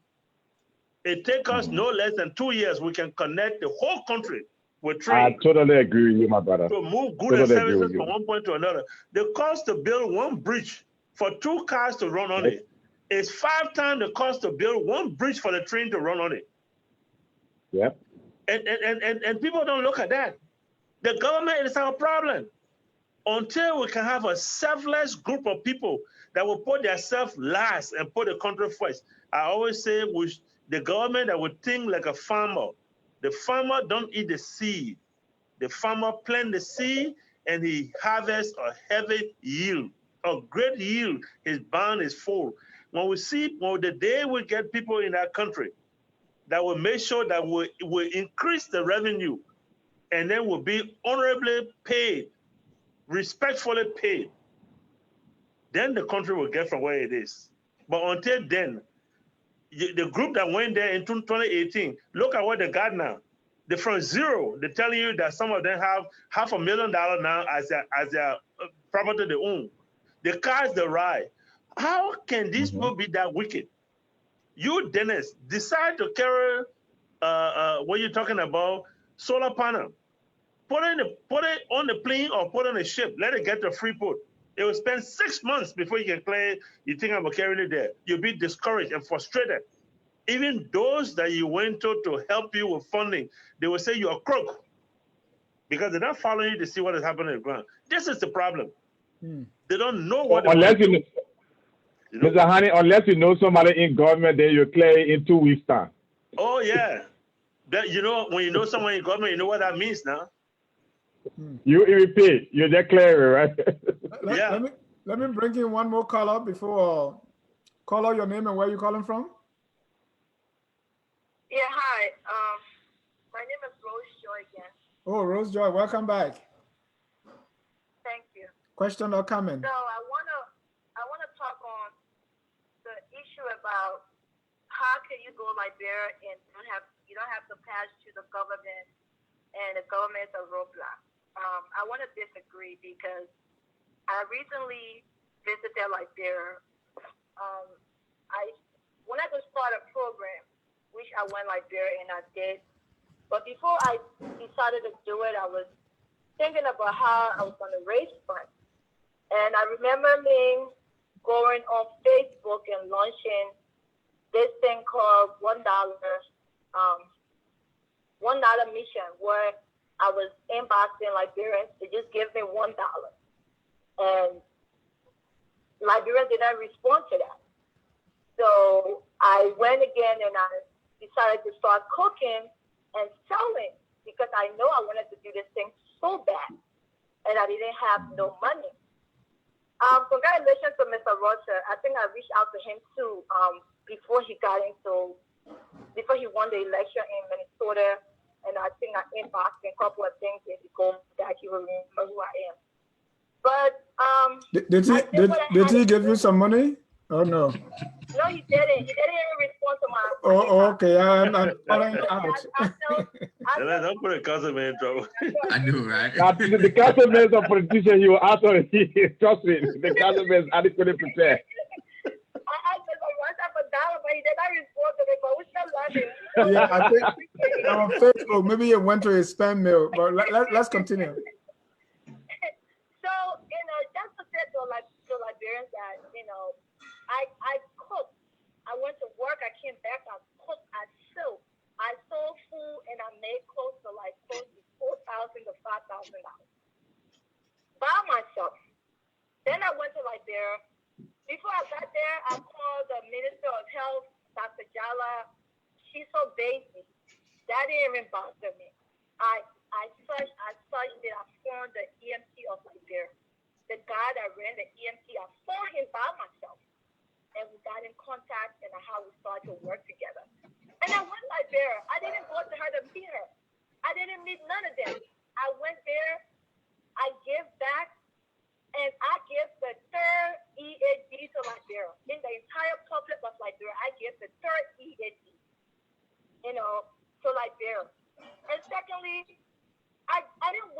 nobody. I didn't call no government official. I really didn't care about them. My thing, I care about the people. So I want to say to Liberians, when you want to do something, you have to find a way. Don't keep thinking it will block me, the government. There's always a way to do something, somewhere out. Something can happen. And I went and I was in the street and I was teaching people how to do a CPR and first aid. I was in the street, the heat, and teaching people that never ever saw this before. You know, so we can do something. You know, it's not about the government. Sometimes the government want to fool you, but you have to be creative. You have to think way beyond it. You know, so again, we all need to just continue to figure things out how to build Liberia because there's some way to do this. Thank you. You're welcome. Thank you. All right, gentlemen. I don't want to disagree with the sister that just spoke, but I can tell her it's a one-person experience that she gave in right there. And I will continue to say it, that if I work for local government here. If we create the scenario that will not allow people to thrive, it will be difficult for us to succeed. And I say it, and I will continue to say it. That is the problem that we have in Liberia. Until government can realize that they got to open up the avenue for people to be able to do something. I'm able to galvanize resources here and do something in Liberia. But I have a bitter experience when you go through that. In the end, it doesn't work. Let the government lift their hands. Let me give you the typical experience of us here in Canada. The Liberian government for 12 years under President Sirleaf, and now we're going to 2 years under President Weah, do not have a mission, a diplomatic mission here in Canada. They have one person that is appointed as ambassador, extraordinary plenipotentiary to the to the United States, Canada, and Mexico. They don't have a kitchen here in Canada. They don't have a kitchen in Mexico that I know of. The government said they don't have money to pay for that mission. We put forth an individual willing to spend their own money to open up a mission here to support the Liberian government. We put the paper through. They asked all the requests. They want to make sure the person got money. They got criminal record check. We did all of that. We submitted to the Liberian government. Under President Sirleaf, until she left office, it didn't work. President Weah came. I personally wrote President Weah and sent him even a certificate of congratulations. And up to today's date, somebody want me to go and ask this man who want to volunteer and make us to receive benefit, pay them up to $25,000 before they can commission the person to serve us for free. This is a job that they're going to do. They won't be paid anything. But because we beg them, please help us for the mission to work. And I'm saying it today on air. Up to today's date, I have sent emissaries to the government up to now. One step has not been taken. So these are the problems. Because somebody is not getting money in their pocket directly, that document will not move and the whole nation will suffer. We are in a position to apply for people to come in for visit to Canada for training for other things. We cannot, because why? There's no mission here to do that. The Prime Minister of Canada left and went to Liberia and slept and went to slavery. The government did not take advantage of that. This is sick. I have one more column, but we have internet, water, transportation, post office. I remember we were on Budubura camp in Ghana. Yeah. And this lady, I mean, we had a post office. The letters come, you know, they put the name on the bowl, you go and find your letter. So simple things that we can do. What can our cities do in an innovative way? Forget Monrovia, think about very small cities. Well, you know, to invest in internet, water, transportation, electricity, or security. Because sometimes I don't know how even the city government is different from the national. Because it look like the national police, for instance, take care of everything, like the schools, like the cities we in. You know, the schools and all these things are managed. I don't know how that is different or what we need to do to bring about the same kind of structure and the innovation that we see here. But hold your thought. Let me bring on someone who's probably going to be our last caller for the night. Caller, your name and where you calling from? Oh, I'm calling from Canada, Edmonton. I'm Russell Spratt. Russell Pratt, welcome to Focus. How is Canada? Canada is good. It's okay. Yeah, we are hustling, trying to make it work. Okay, Russell, your question. Trying to bring the dream alive. Yeah. I just want to contribute to what I think one of the things that I see with we Liberian, we don't know when we see opportunity and to grab on the opportunity. Like the brother just said, the prime minister went to Liberia and we was not able to grab on the opportunities. I think it's all like he live in Canada here. There is so many opportunity like other people build hall that people rent, go and have vacation there. All of the community here, Liberian community, don't even have a hall.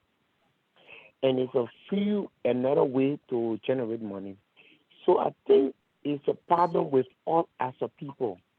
Even with the opportunity that, let's say the government is, Liberian government right now, is doing wrong and true right, because every government got a good and bad side.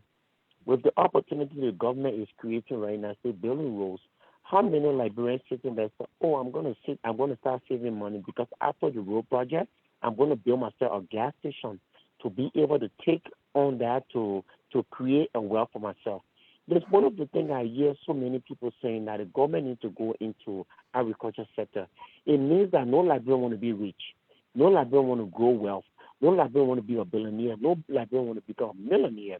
Because if the government take all the initiative, take everything, take the private sector with the self, I mean like agriculture, water, everything, what are we as the people Liberian to say, oh, Sierra Leone, nice do, we say, oh, we need Liberian entrepreneur, we need Liberian investor to come.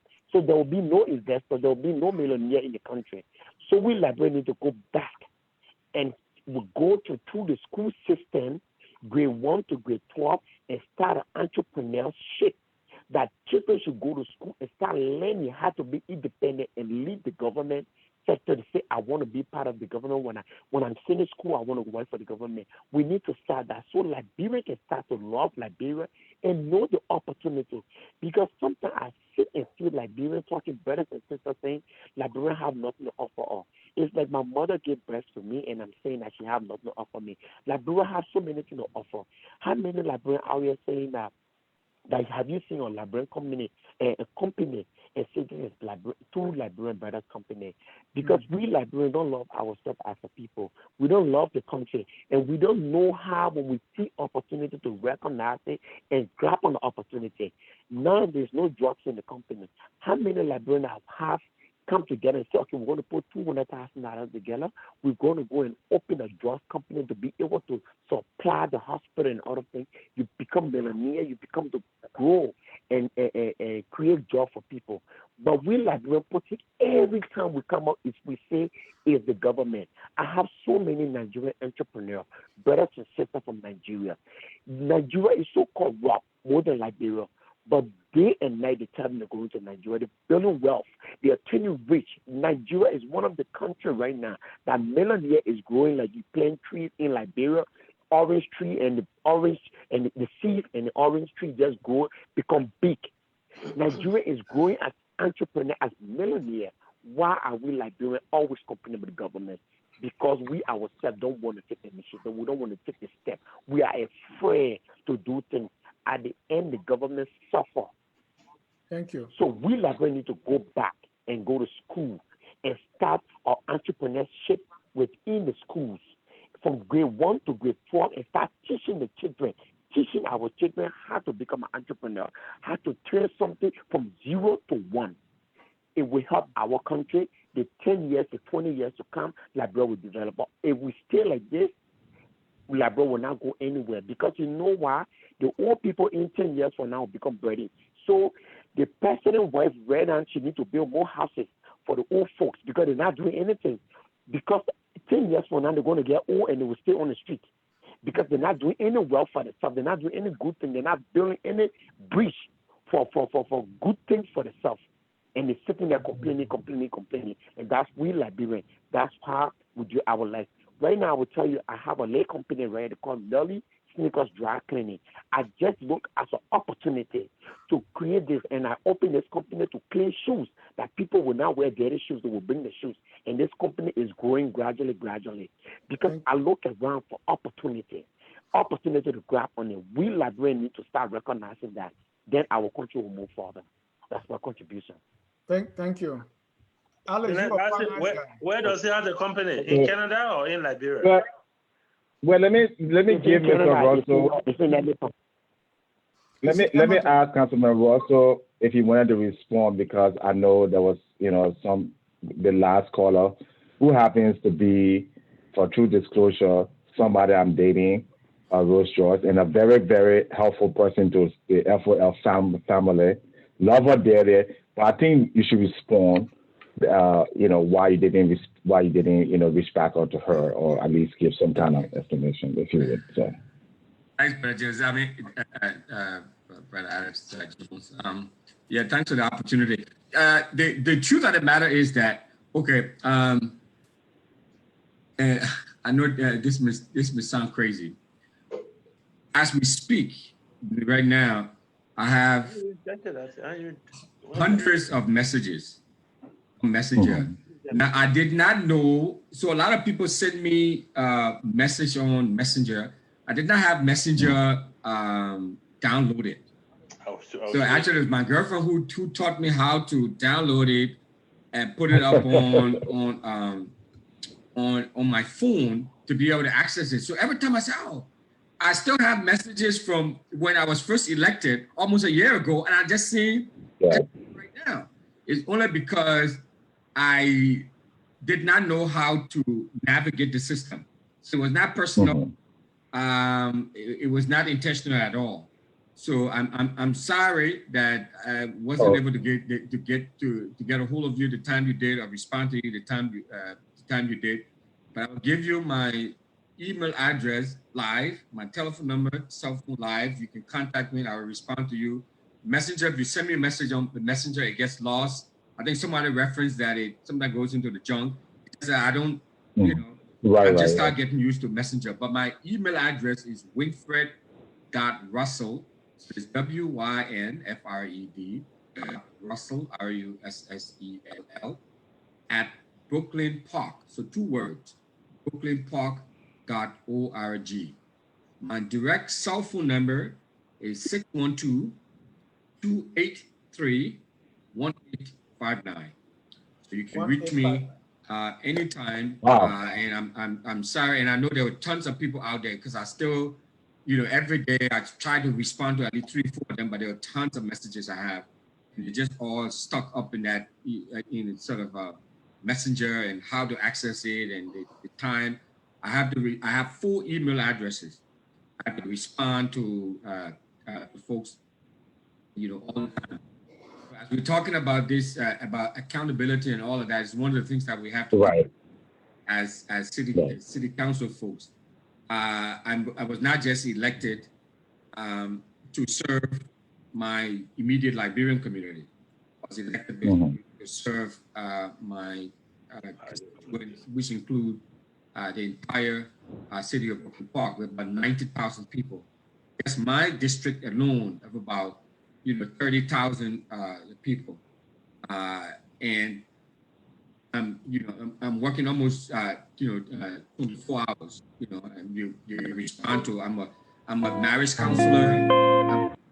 I'm a marriage counselor. I'm a youth advisor. I'm a employer. I'm an immigration advocate. I am I'm everything. So people don't care of your limitation. They don't care whether you have the answers or not. They're coming to you. So it gets crazy. There are a few things that I wanted to respond to very quickly, Dennis, and maybe we can move on. And I agree with Brother Hinnah, and that government, the central government, I must say, the central government is part of the problem. It's a major part of the problem. And if the central government, and is this so insatiable appetite and desire for power, People they were so power hungry and drunk and greedy that, you know, even if you try to do something in the interest of the people, you know, if they don't have any sort of direct personal interest in it, they don't want to see it through. Yep. I think many of us have experienced that. And you know, I know sometimes folks will say, well, you know, you can bypass the government, you can do this and do that. It's not like, where I can go out there, anyone can go out there and do things and become very successful without the government, you know, but the government is so all encompassing in Liberia that you pretty much can't do anything without the government. That's true. In any sort of disagreement, a bad book, you can have disagreement with Trump, you can have disagreement with Giuliani or whoever, you can still accomplish a lot of things here. Yep.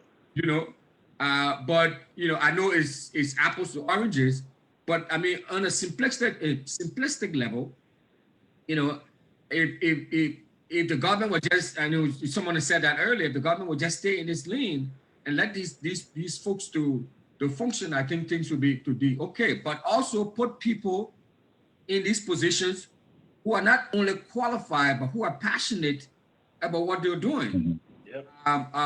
Chuchu is passionate about business and entrepreneurship and all that sort of stuff. That's his area. Yep. Mr. Hinnah is passionate about what he does and operations and that and all of that. I mean, that's his area. Yep. But I think part of the mistakes we make, because the sad thing about it, and it has brought about a lot of bad feelings, because we're taking people from the West and automatically assuming just because you're coming from the West and you go to Liberia, you can manage, you know, you can manage Ministry of Transport, or you can manage Ministry of whatever, you can manage some of these big operations or so.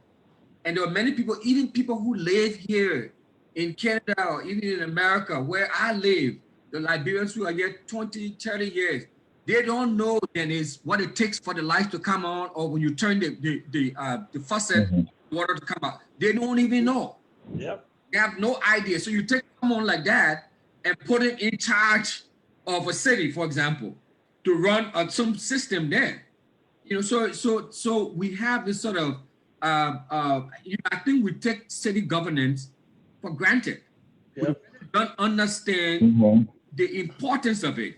And in this country, we can see the city government, you know what we do, Dennis?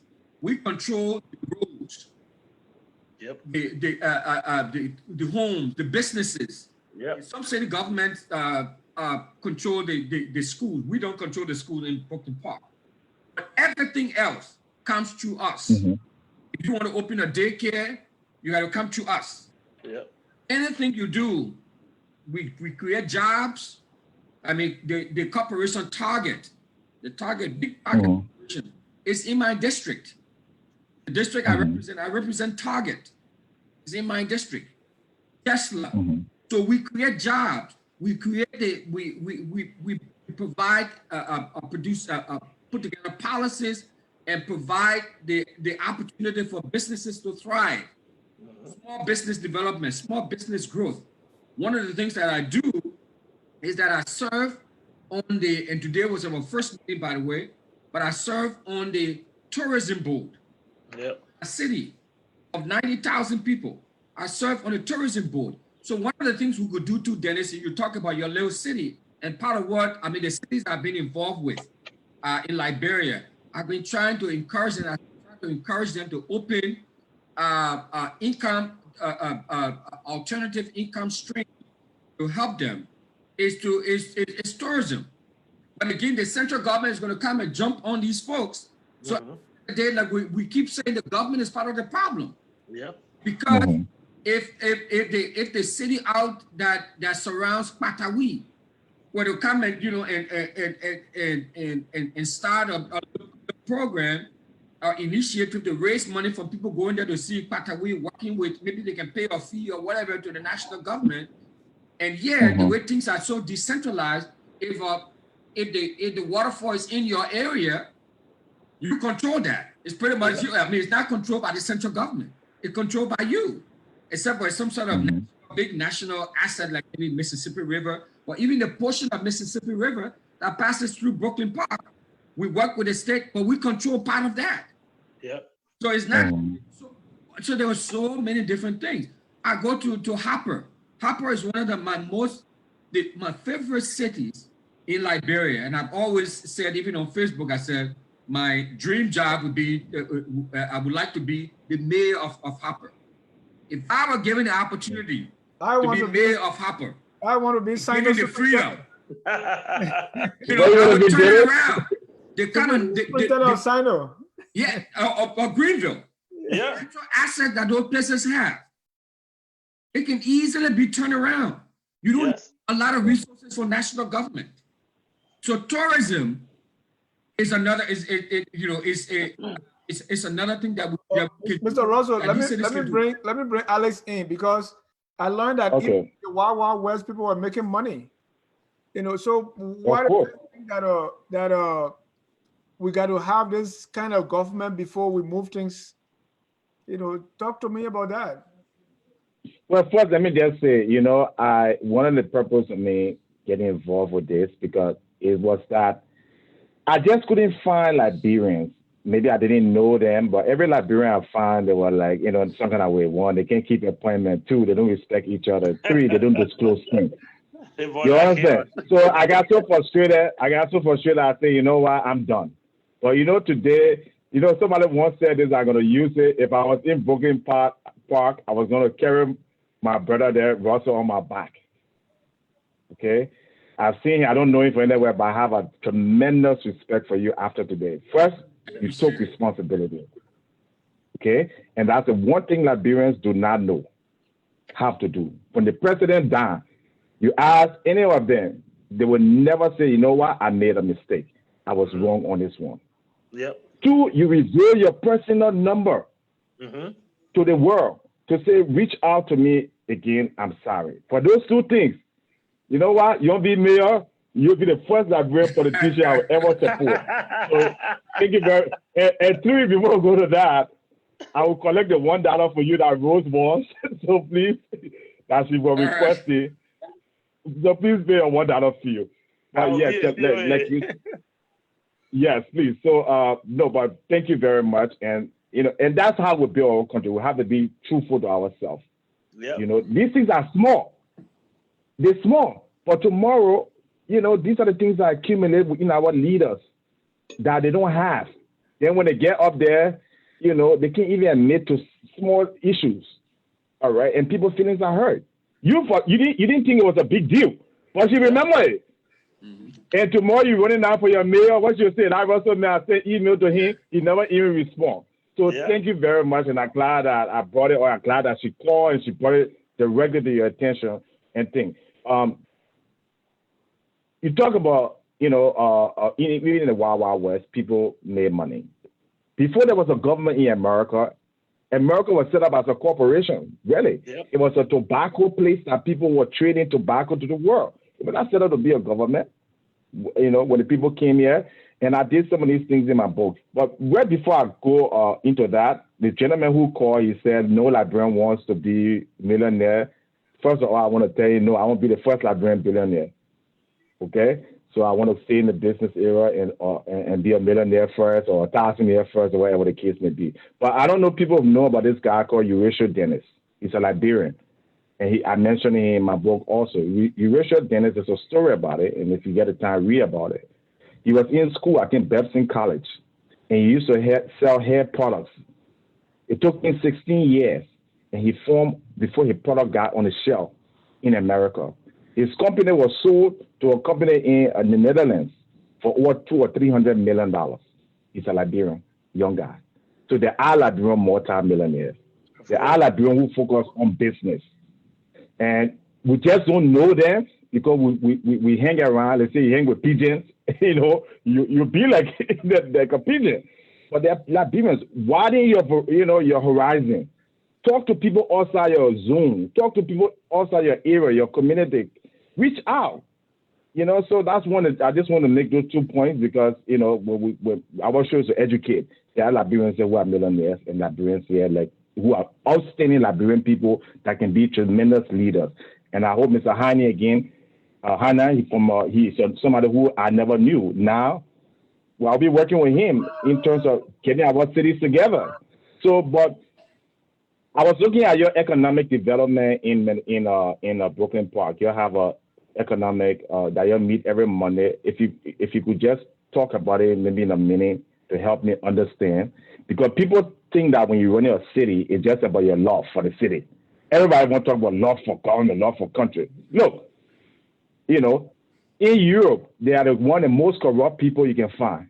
The only thing that makes them that they don't go do it because there's system, there's checks and balances in place. America is one of the most corrupt countries. CEOs go to jail, CFO. So people don't understand these things. If you don't put any system in place, one person signing the same check, the person hiring the firing. You don't have any committee to say let's select the best person. You're going to have corruption. So we have the problems in our own country, and I hope that when we're talking about these things, let's bring experts and people who are in the area, because all the time we hear people who just come and rant on Facebook, whether Hinnah Costa or is the Gillette Talk. These people are not, they are good in certain areas, but we shouldn't be relying on into listening to people who don't have the expertise in the background. I only listen to experts. So when the next time I get married, Mr. Russell, again, I'm going to call you to help me out. And I'm glad you're able to review all those things and help all our people. I go to counseling, the areas that I'm not good in, I go to therapy. I believe in self-development. I believe in knowledge. And Liberians, we have to. So when we're talking about cities, the next time, don't call Alex Jones, call Mr. Hinnah, call Mr. Russell. They work in this area. So before you go on their Facebook and start putting rubbish, you have no, even in the area of finance, there's like about 100 different areas of finance. Yeah. Bonds is a whole nother area. I don't know anything about that. Derivatives, there's a whole nother area. Government finance, personal finance, corporate finance.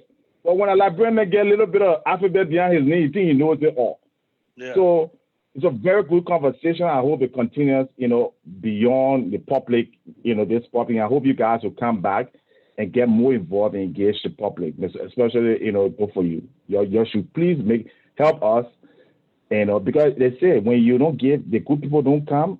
Somebody said, well, if you can't get the good people, then the other people, the not so good people would be the one to think. So I'll leave it with you guys, and just tell me a little bit about your Economic Development Council, both for you, how the structure is. I want to learn how you structure your economic council in your respective cities. Mr. Hinnah, you can go. Francis. Well, thank you.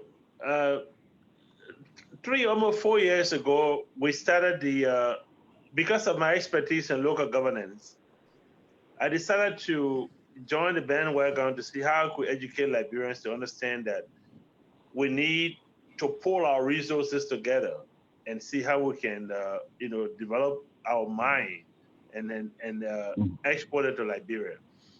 Because of my interest in local government, I studied local government, and I believe and I know the reason why these institutions in this country or this part of the world are functional is because of their local governance. You're making all your noise, they don't care.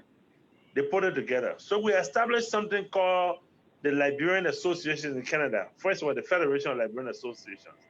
I went from city to city to put them together to make sure that they had a local institution where they will put their own leaders together and they will focus on their community affairs, just that we are talking about in Liberia. And I'm proud to say that at this level, though we have some ups and downs, but I'm very confident that it is working. People are getting to know that, yes, we are able to be independent in our local area and support the national government. And this is what is missing, we'll continue to say. But it's working. It is working. Let the sister rightly put it, or the brother rightly put it. Who wants to be poor? But you want to get rich at the detriment of the other people? It shouldn't be that way. We should all grow up together.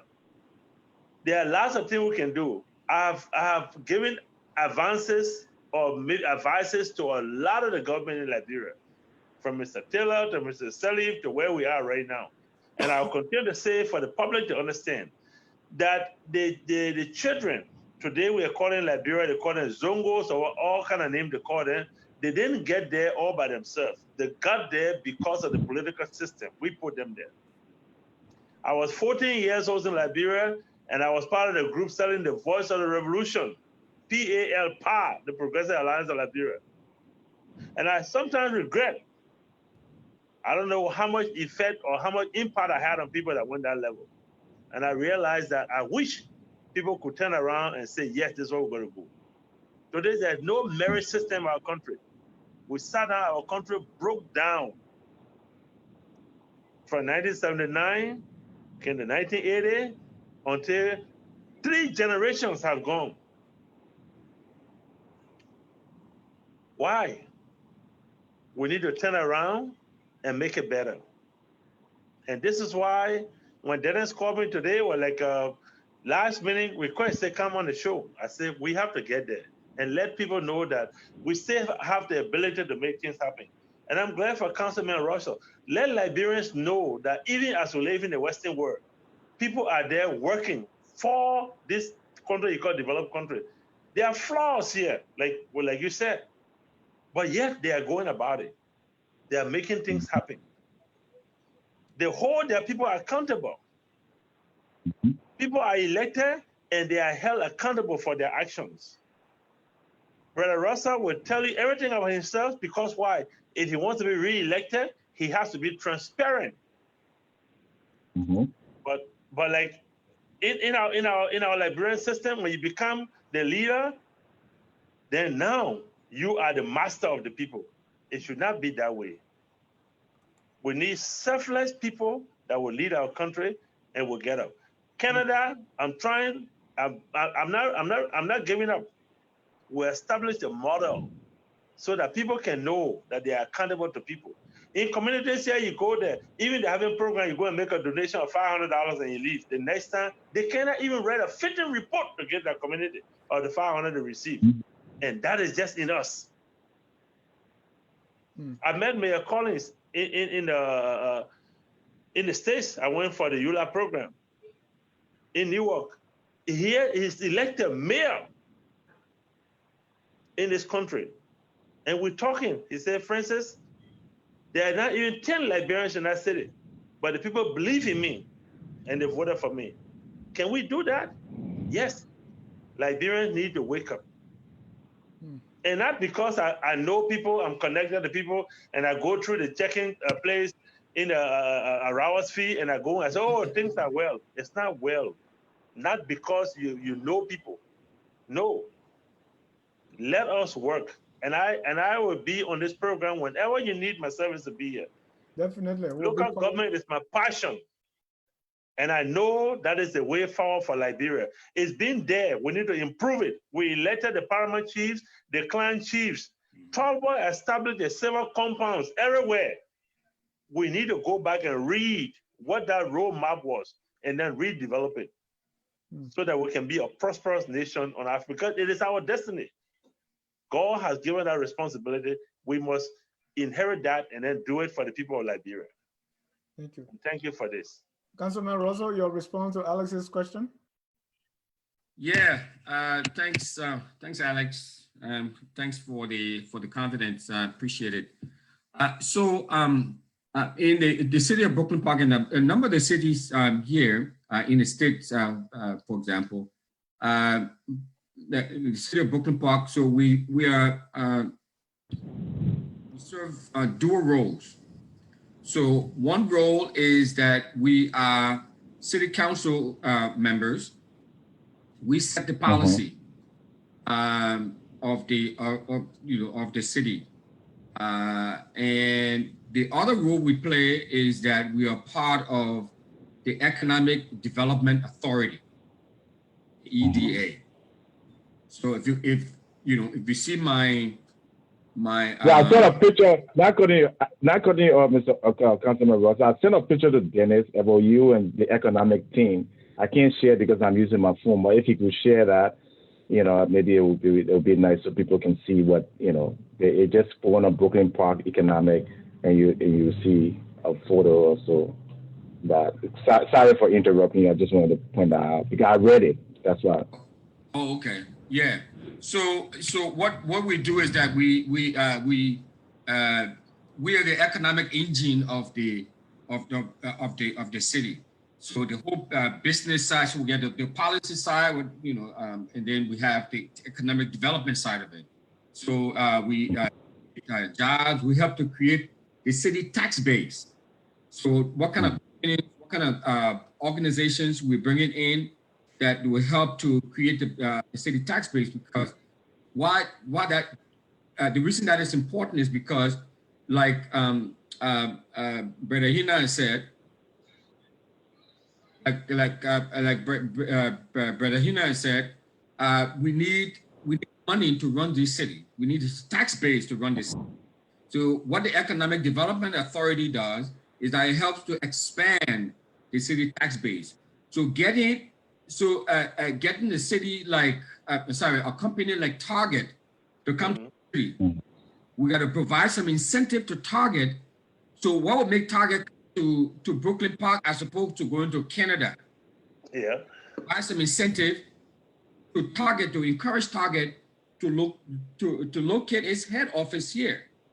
We can give them a tax break, so all of that whole economic development piece, we can give them what they call tax increment financing to encourage them to come. And then ultimately, Target starts to pay what? Taxes. Yep. To us. So they help to grow our tax base. Okay. So a lot of the economic development activities falls on us. So we have a budget. The Economic Development Authority budget is different from the city operational budget. Yeah. So I mean we have about $10 billion or so in our Economic Development Authority budget. And so we have every month we have two city council meetings where if you can see this is my agenda. So we receive our agenda every Thursday. The meetings are every Monday, 7 o'clock every Monday, promptly Monday evening. And I can send a link to Dennis. You can watch our council meetings live anywhere in the world. I mean, of course, with the internet, you can watch everything live, very clear. So you see how the whole deliberation and all of that. And so one of the things is that there is a page that we have that I've created called the League of Liberian Cities. It's on Facebook. So I try to provide a lot of information about the inner workings of city governance and all that sort of stuff. So I will post it there too as well, so people can actually watch these deliberations live. So for example, so we get this. This is my council agenda. This is so it comes in yellow. So we don't have a lot of items on the agenda, but we get the agenda on Thursday for the meeting on Monday. So we are prepared. You see, I don't know if you can read that. Oh, it's upside down, right? No, it's good. Yeah, but anyways, so we get this in the packet. Every day it is delivered. Every Thursday is delivered to my house. So we know what is the agenda Monday. So we prepared. We go do our research and do all of this sort of stuff. This is what Brother Hinnah and them will produce. Yes, that's what we produce. Yeah. So they'll produce this and bring it and give it to us a few days before the meeting. In some places, about a week before the meeting. So they've done all of the research, all of the different policy issues. They bring it to us and we deliberate and we pass this. Now, so we have 2 of these meetings every month. We have 1 work session and 1 Economic Development Authority meeting, 1 EDA meeting. So the EDA is strictly business. So Brother Alex Jones wanted to build a store or open an African food market or open a nightclub in Brooklyn Park. So we want Alex to come in. We need a business. So for example, I would take the nightclub in Brooklyn Park. I posted some information on my on Facebook. I don't know if you all have seen it, but there's a young Liberian lady and her parents just opened a day here in Brooklyn Park. The Boulevard. And one of the things is, I mean, except for the certain issue like labor issue, but all things are all public. They're not private. They're not secret private information. It's all public stuff that I share with you. Yep. So she came and applied for a permit to open a daycare. And we saw the need for that daycare because the traditional daycare goes from what? From maybe 8 a.m. or 7 a.m. to 5 or 4 to 5 p.m. This Liberian sister and her parents came and said, okay, we want to open a daycare. We want to do a daycare from 5 p.m. to midnight. So satisfy a specific niche within our community. Because guess what? A lot of people, a lot of Liberians, they work shift at night. So when you're working at night, where do you take your kids?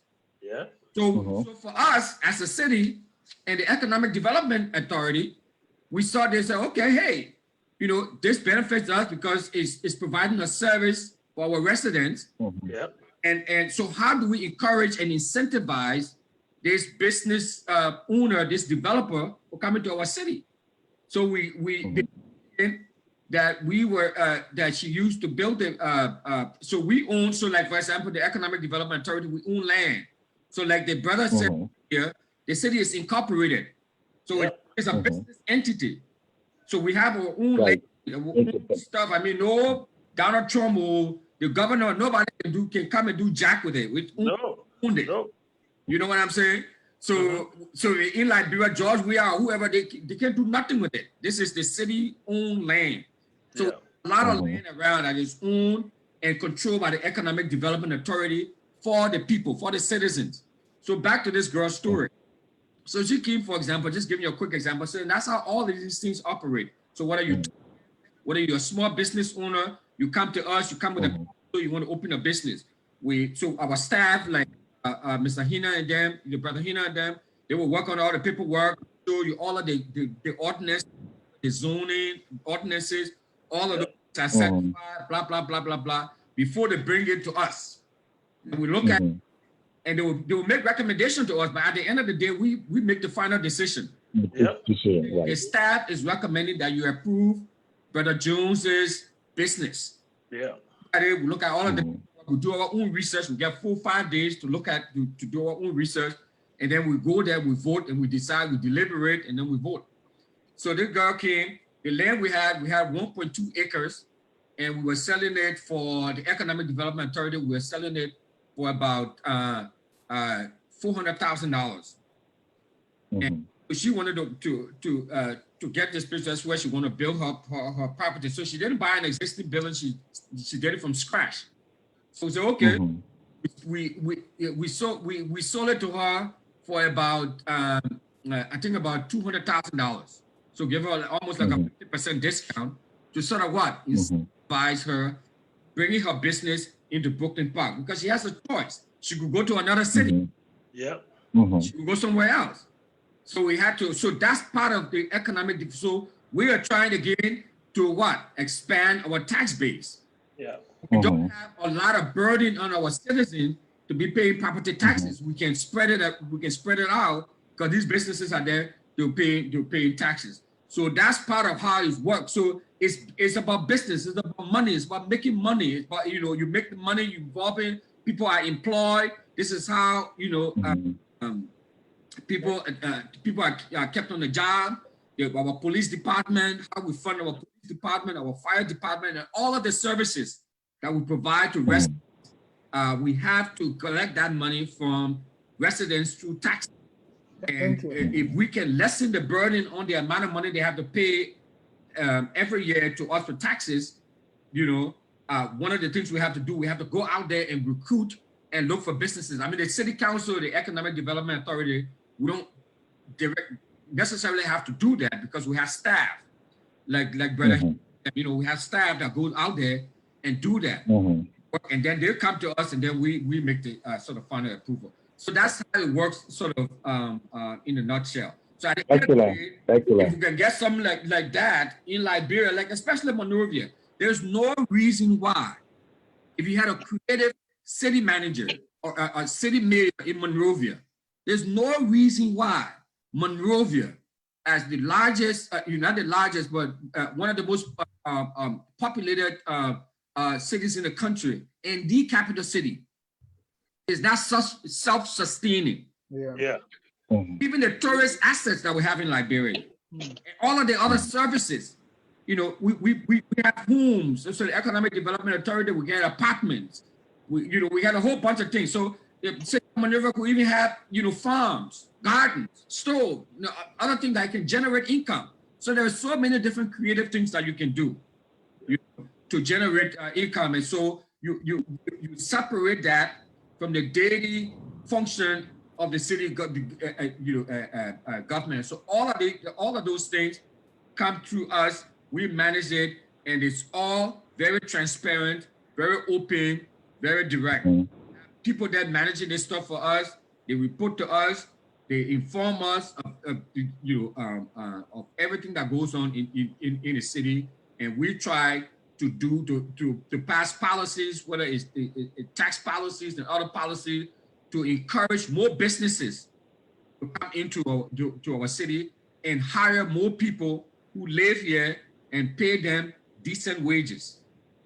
So that's what we do, brother. I'm sorry, my answer was so long. Oh, I mean, people need this education. There's a good education. Thank you. Except that that daycare is run from 5 to 12. Instead of calling it night care, you still call it daycare. That's a good one. You see? Whatever care it is, it providing service. It's some care, right? Yeah. But gentlemen, I want to thank you. I know we have just scratched the surface of the whole discussion tonight, so we want you back. So let's go around the room and get your final words. Few comments here. Let me read before we go to your final comments. Steve Bolles here. Those are strategic plans that have the possibility to provide or create jobs and provide revenue to the city. These are plans that can only be implemented by professionals or managers with experience and knowledge.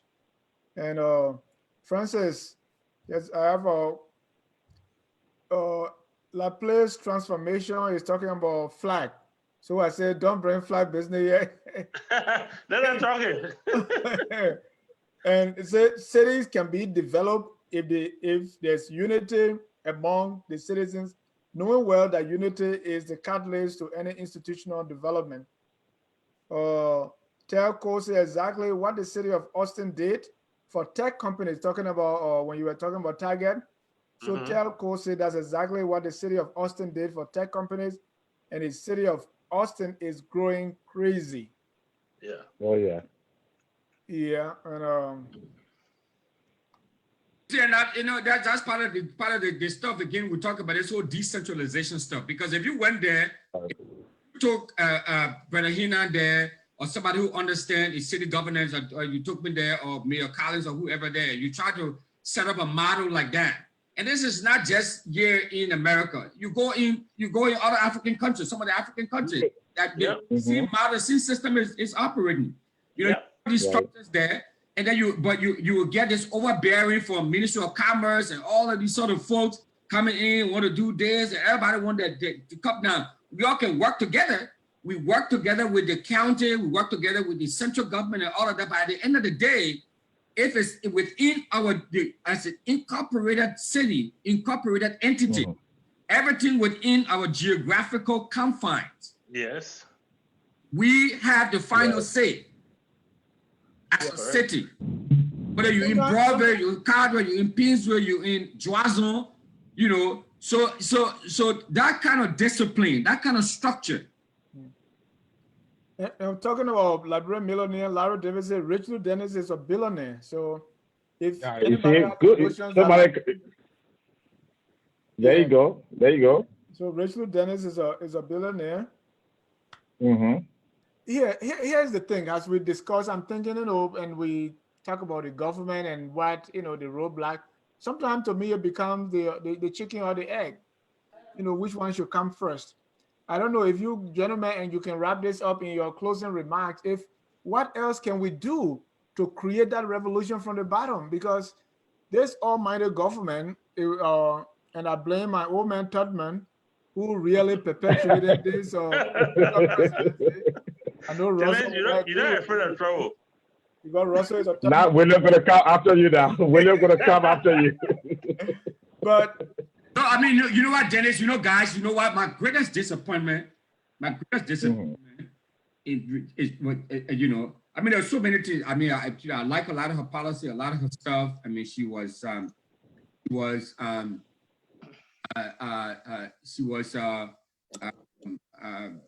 leader for Trailblazer. and all of that. But I expected, and it was under Ellen Johnson's Salute administration where she went to Johnny Lewis's Supreme Court to interpret the Constitution to appoint mayor. I was rather disappointed in Ellen Johnson because she knows how it works. These cities are a very integral part of the development of any country. Right. Yeah. So to come there and just dismiss the city and just go and appoint anybody and just, and bypass that whole process, and because it was all political. It was all political. It was not done in the interest of developing the country. It was just pure political. And I was disappointed in her with that. And then everyone comes after that, even with Josh Weir, whoever else come after that, they sort of perpetuate the scene. Yeah. They perpetuate. That's why I don't. And that's why we are here, to break that cycle. That's why we're here. Yeah, and we're going to break it, and the telco agree. And we'll keep coming back. Like what you are doing, it will definitely sink in one day, and I'm very, very confident that I'm going to see this in my lifetime. Yes, but gentlemen, thank you so much for tonight. Let me hear your final comments, and starting with Mr. Hinnah. Well, thank you, Dennis. Thank you for the opportunity tonight. And like I said, I will never shy away from coming and focus on Liberia to discuss these issues, because it's not something that is abstract. Some of the issues we're discussing today, we've gone forward, we put ourselves forward to say, we want to be a part of this process, to tackle this process. And then they have not given the opportunity. I'm hoping that we focus on Liberia, putting this in a perspective, that many Liberians around that have connections in the Liberian context with these individuals that are leading our country today, that will say, hey, listen, this boy don't want a dime from me, but he wants to make sure that he will create an avenue that will make my government better. Let me pay attention to such a person. Then I know Focus on Liberia will create that room that Liberians around the world can listen and say, let's give this man the opportunity. I said to you one time, the work I'm doing here in Canada, if I do 50% of that in Liberia, if I'm given the opportunity to do 50% in Liberia, I don't want pay. I can stay here and send, like my brother was saying, we can train people to do it. I work for the third level of government in this country. And in fact, that's the heaviest burden of it. Brother Russell will tell you, they are running one city with one mayor and 7 councilmen. I'm running a county with 9 municipalities, 9 mayors, deputy mayors, and a county council. And I manage that. I mean, I'm not boasting, but I know if I can do 50% of that for Liberia, we are bound to move forward. I want to thank you for this opportunity tonight, and I'm willing to come back anytime you need it. We'll do more research, and we can take specific issues and specific programs to tackle one at a time. Yeah. If our people listening, we'll be able to do as much as we can for them. Because I've been in the Liberian political system or circle for a long time. We can take it piece by piece, and we can make progress. Thank you, and thank you to all of you tonight for the opportunity. Thank you. Thank you. And talking about those specific areas, Connor Remin Gray is asking a specific question.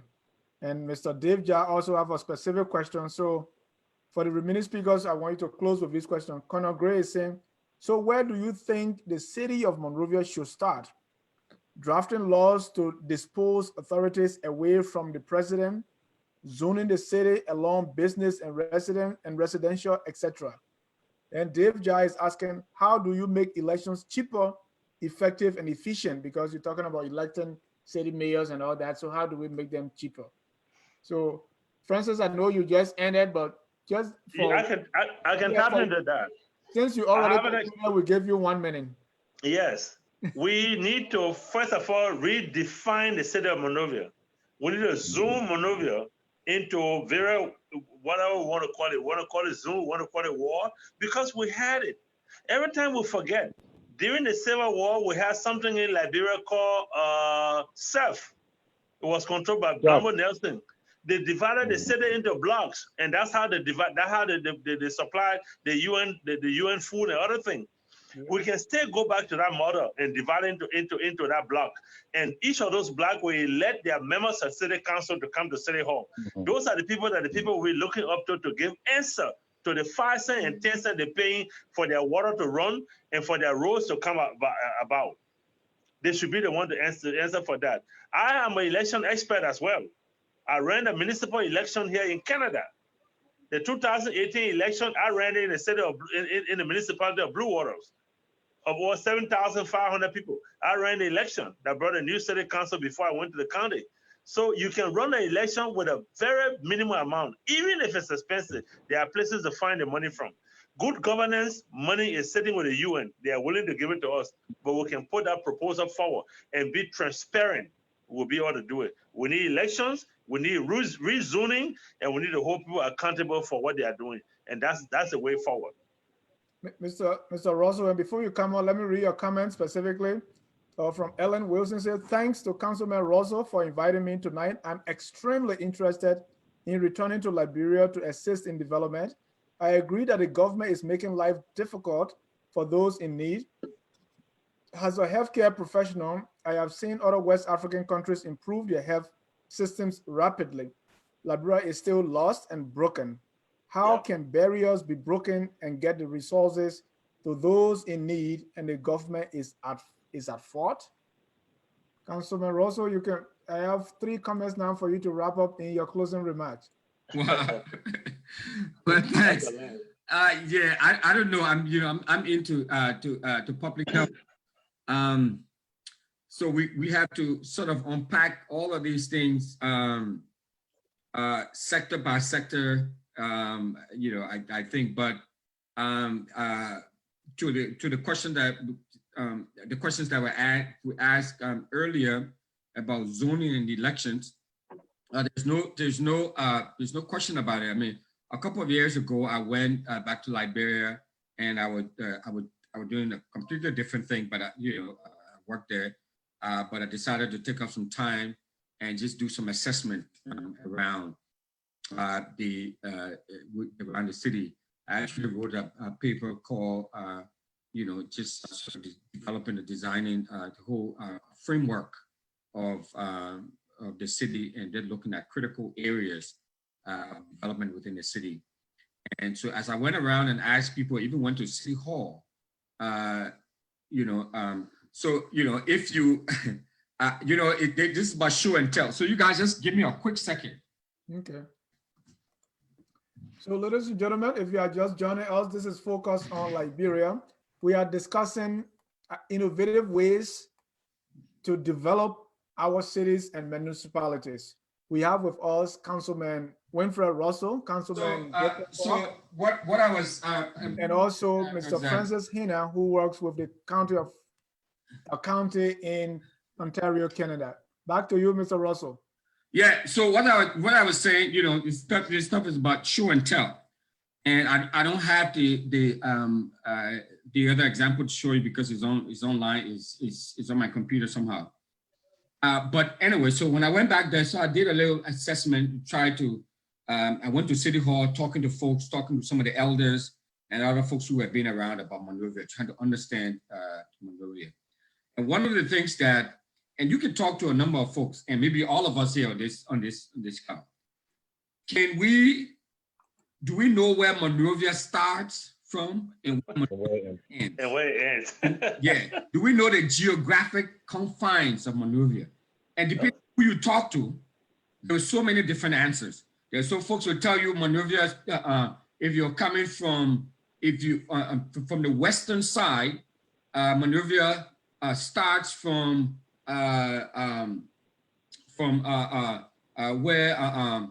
a German embassy is, all the way up there. Some folks say that's where Monrovia starts from. Some folks will tell you that Monrovia, some of the answers are good. They say, oh, it starts from all the way up there. Boulevard there. Some folks will tell you it's by Catholic Hospital Junction. Another group told me is by Old Town. Around Fish Market, around there. I thought it was even City Hall.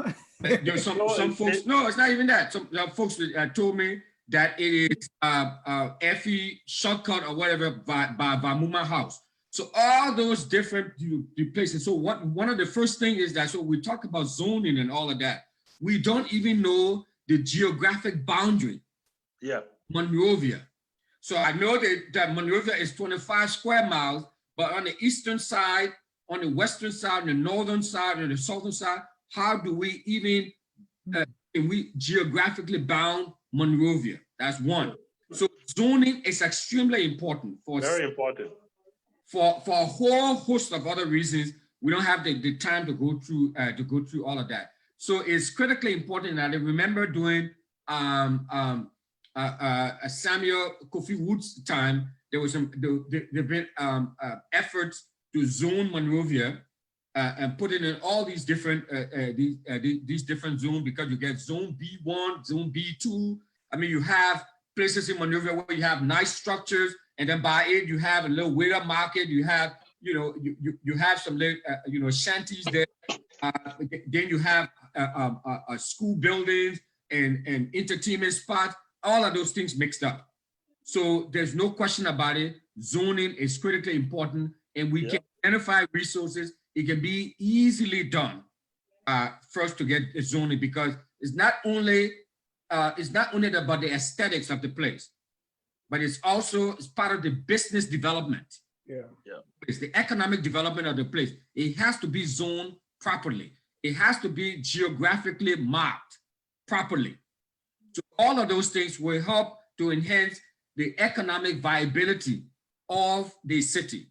So that's one. Number two, with the elections, I think the election, as the brother Hinnah said, elections can be cheaply done. And now, plus one, even in the US, in Brooklyn Park, for example, our elections are funded. We get money from the state government and from the federal government. So when it comes to elections, so the city itself, we will manage it.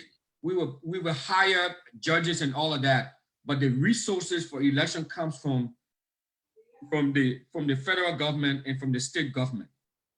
So we can set up a model like that in like too as well. So there are certain things like the prerogative of the central government or the federal government or the state government or the state government. And then there are other things that are the prerogative and within the jurisdiction of the local municipality.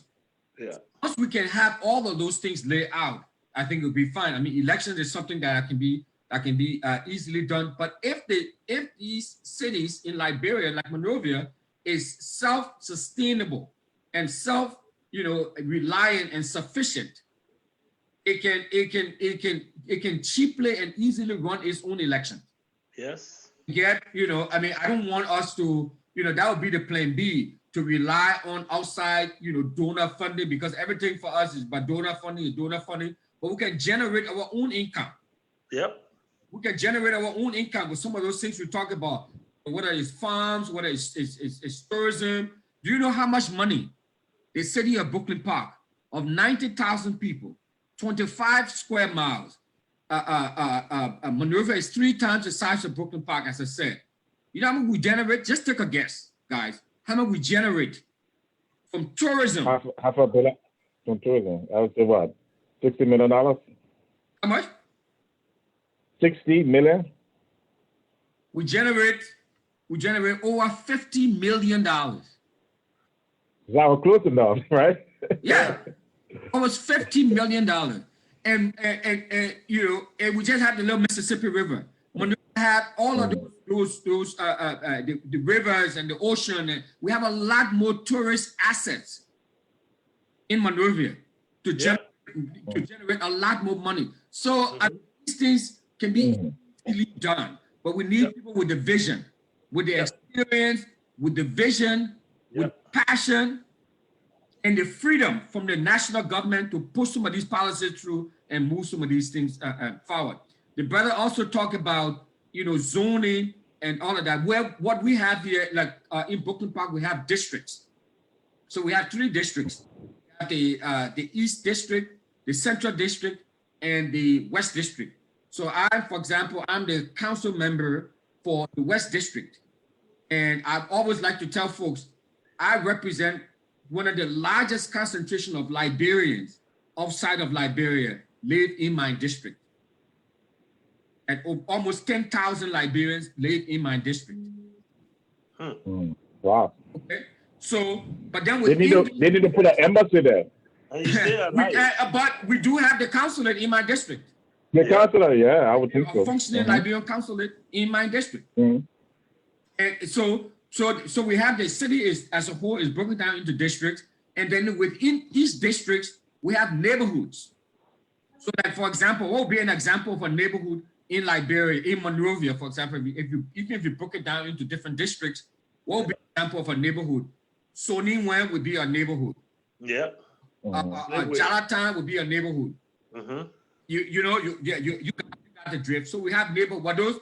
Those neighborhoods, they're sort of formal, but I mean, they vote by districts, but not a neighborhood. But neighborhoods are within districts.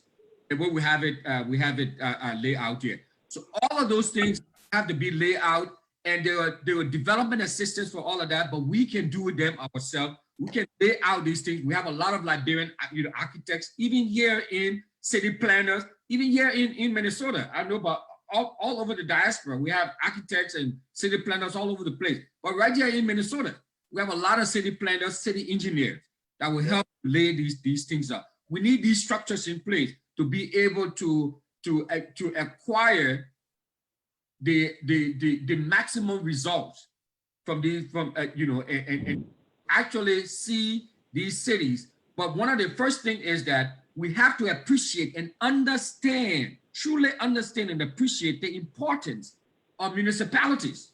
Yeah. I think we understand it. I don't think we even appreciate it. No. Well, we don't even know what it is. It's sort of like an afterthought, but it's a critical part of the development of the it is. They rely on these cities to do in London, New York, Toronto, Vancouver, all of these cities are a critical part of the success of these countries. But we treat ours in Liberia as sort of like an afterthought. So we have to change that mindset. So we have to force our political leaders to be able to see and appreciate the importance of municipalities and why we need to put all of these different structures in place for these municipalities to operate, functionally operate and be successful. And then the last part about it is health. So within the municipalities, I mean, health is a critical part of it. Yeah, we take care of healthcare. It's a critical part of it. The quality of life. How are we developing? We talked earlier. We started this conversation with developing smart cities. How we develop livable, smart, sustainable, reliant cities and resilient, cities. It's about putting together a forward-thinking, progressive type policies, and people who can see these policies through, implement these policies through, but these policies cannot operate in isolation. No. Need a structure in place to keep these policies together. So once you implement these, all of these things have to go hand in hand. The economic development piece, have to go in hand in hand, because when we have resources and stuff coming through, we have a healthcare system, in place, and can support the healthcare system to ensure that our people are living their best lives. Yeah. And we putting parks in place is part of the quality of life. We have different parks people can go. We support and improve active living. We put bike trails. We put pedestrian trails. We do all of these things. all of those things, they're all social determinants of health. How are we, what kind of homes are we putting in place, our apartment complexes? How are we monitoring where our people are living? So there are a whole bunch of different things. All that feeds into the healthy status that our folks are going to have. These things cannot be done in isolation. So, but lastly, one of the things I wanted to say, we talk about structure, I read so quickly, Dennis, before we go, before Brother Jones come on, I just wanted to show you all this. When you start, I don't know if you guys can appreciate and see this. Yeah. This is what governs the city of Brooklyn Park. Yeah. These are all our laws, our ordinances. Before when you come in here, you see, if you can, I don't know if you can see every aspect of the city, traffic code, administration, general provision, you know, everything, land usage. You talk about land, everything is there. Yeah. They give you their stuff. You gotta read it. Have you seen the book of ordinance for Liberia, for Monrovia? Have you seen it? No. It's 2 pages. Monrovia, that great-great-grandparent for Brooklyn Park. Our book of ordinance in Monrovia, and I have copies of it. It's 2 pages. This is the book of, a book of ordinances in the city of Brooklyn Park. So until we put these structures in place, we will just be like a hamster, wheel, just going around in circles. Every government comes in and doing the same old thing because we don't have these structures in place. Every aspect of this city, from water to sewage to everything, is here. To where you, everything is here. Every aspect of it. So maybe we are just genius, you know. We have it on 2 sheets. Like they said there was a debate on elections. They say, oh, in America we get our result the same day, so our election is very good. And the guy from Liberia said, in Liberia we get our election even before the election. We got a result. Then we know what the result will be. I know. So we already know it, so we put it only on 2 sheets. Yeah. Smart. Mr. Jones, your final comments. I won't be long. I mean, I think you said it. I don't think I will ask you guys to commit that we work in this working group and try to implement some of these things for our future generation. That's the only commitment I want for you guys. You can call me any time of the day or night, and I'll be there to do the best I can. You know, I'm not running for nothing. But this is something I believe that Liberia people need for future, for business, for schools, for everything. So, and then having said that, and I was looking here, we do have districts. We have in Montserrat County, we have the Carrollsburg district, we have the Greater Monrovia districts in Port. So we got our people now. But Alex, though, quickly, Carrollsburg district, Carrollsburg is a city of itself. It's their own. That's it, right? That's the electoral districts I think you're talking about. That's where I started. I told you guys that the structure is there. We have to rebuild it, and they can. Because I know it. I grew up in Liberian politics. Sorry, I don't want to take your time. Go ahead. No, go. You guess, man. No, we have the structure. We need to redevelop the political structure we have in Liberia. Over years, time and time again, I'm begging the Liberian government. I sent a passionate appeal to President Weah on this show on Focus on Liberia, on the Spoon FM. President Weah, I want to help your government. I want you to leave a mark. I don't want you to pay me. I want you to give me a responsibility. I want to execute it so that your name will be praised by the people of Liberia. Say, President Weah did this. I went to President Selig. I did it for her. I ran a commission. I talked to the government of Ghana. They wrote a project proposal. We submitted it for we always boast of 240,000 former combatants with disarm. I went to Ghana. I put it to the Ghana Ministry of Trade and Industry. They applied for the funding. They got the funding. Liberia did not produce one person to benefit from that. The Ghanaian government got the money because Kofi Annan was second. I'm saying it on air so people can hold me accountable. I can show you. Liberia did not benefit from one dime. I have 10 requests to President Weah. I don't want you to pay me.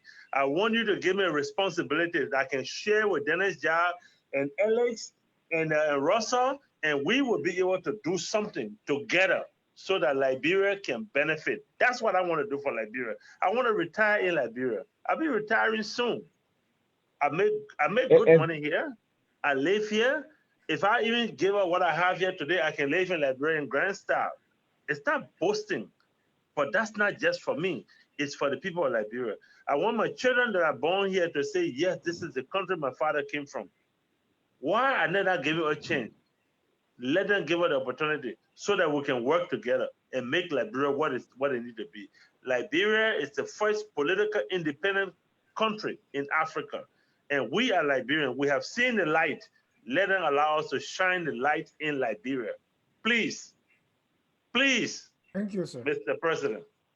Mr. President, if you are listening, that's a passionate view from Mr. Francis J. Hinnah. He's calling on you that he wants to work for his own country free. Mr. Jones. Well, I can say good luck with that. I think the working group will help you more, okay? But I was reading an article today on ABC where Trump administration expands travel ban to Nigerians in over 5 other countries. And most of them, I think, or all of them are in Africa. And I just want to, talk about it just for, 20 seconds. Nigerians are one of the most educated people in the diaspora. Every country you go to, there are Nigerian surgeons and doctors and everything. Okay? And this is such a disgrace that people have to tell you, no, you're not coming to my country. It's the same thing with this political dysfunction. These Nigerians, they can go home and build a country like any other country, like Greece or Italy or wherever. So we find ourselves, no Liberian that I know wants to stay and retire and die in any Western country, not including Switzerland. We all want to go back. And the sooner we can get our country, I won't say make our country overnight, but the sooner we can get little things like one little county, one little district, one little city. The government is not going to do it. They haven't done it, and I'm convinced they will not. Don't waste your time. If you have something to do for Liberia, let's get together and do it just the way how Jefferson and all these people, Carnegie, and some of the greatest people in the world, they got together and they built all these things. Steve Jobs, all these people. So that's what the working group is all about. It's about bringing Liberians with specialties and expertise to figure a way around the government, over the government, on the side of the government, to start to think about these things like railroad, things like, like you say, a national healthcare system. Yeah. I'm working right now with a brother to set up a company, a data management company that will be able to get any Liberian you're looking for in terms of what the expertise, where they live, and with Dennis Jar, to set that up. So we can have a database, you go on a website, you can get all that information. Another thing, focus on Liberia. It's not focused on Liberian media, and we'll be looking for investors. We'll be looking for people to come on so we can make this like CNN. So when people say, oh, what you're doing, a lot of people are doing a lot. Yeah. But they're not the bubbleheads or they're just talking. Sitting out here and causing George Weah or the other person, it's not going to solve my problem. No. So if we get together and say, let's go and set up, an industry, or let's focus on Liberia or something, to me, that's a better use of my time, because I'm like, okay, I can get shares, and later on, when Liberia gets itself together. So there's a lot we can do with this group and other groups, and we're moving ahead. So the ones who think that we're just sitting here, they'll be caught behind. So thanks for coming, and I hope we'll be here again maybe next Friday or the week after that. Every week, 6:30 will be the Liberian working group, and we'll be looking at solutions. And beyond the time we spend here, we're reaching out to you guys so we can develop the city model. I don't think it should be just for Monrovia. I think every city in Liberia should have the same opportunity. And the cities that don't want to do it, leave them alone, go around them. There are serious people and there's unserious people in life. I only work with serious people. So thank you again. And Mr. Ja, keep it going. And, you know, we can leave it here and go back home. Thank you so much, gentlemen, for your time tonight. Really, really appreciate you coming to share your knowledge and experiences with us.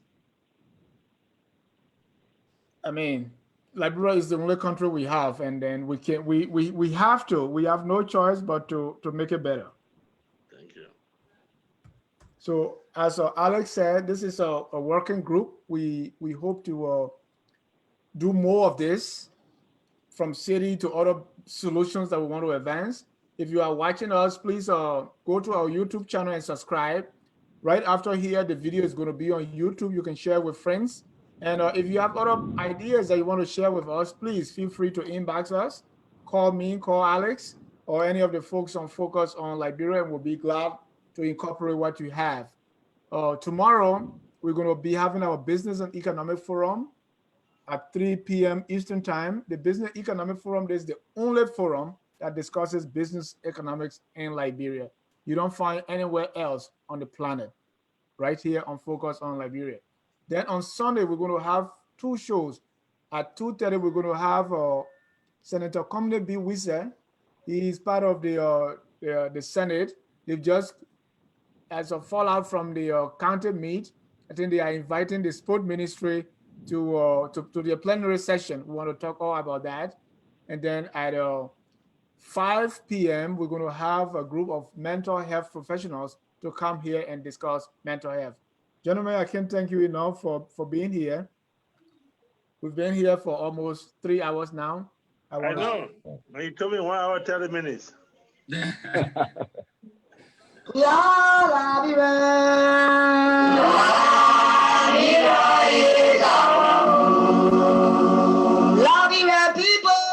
That's the song that's going to close us tonight.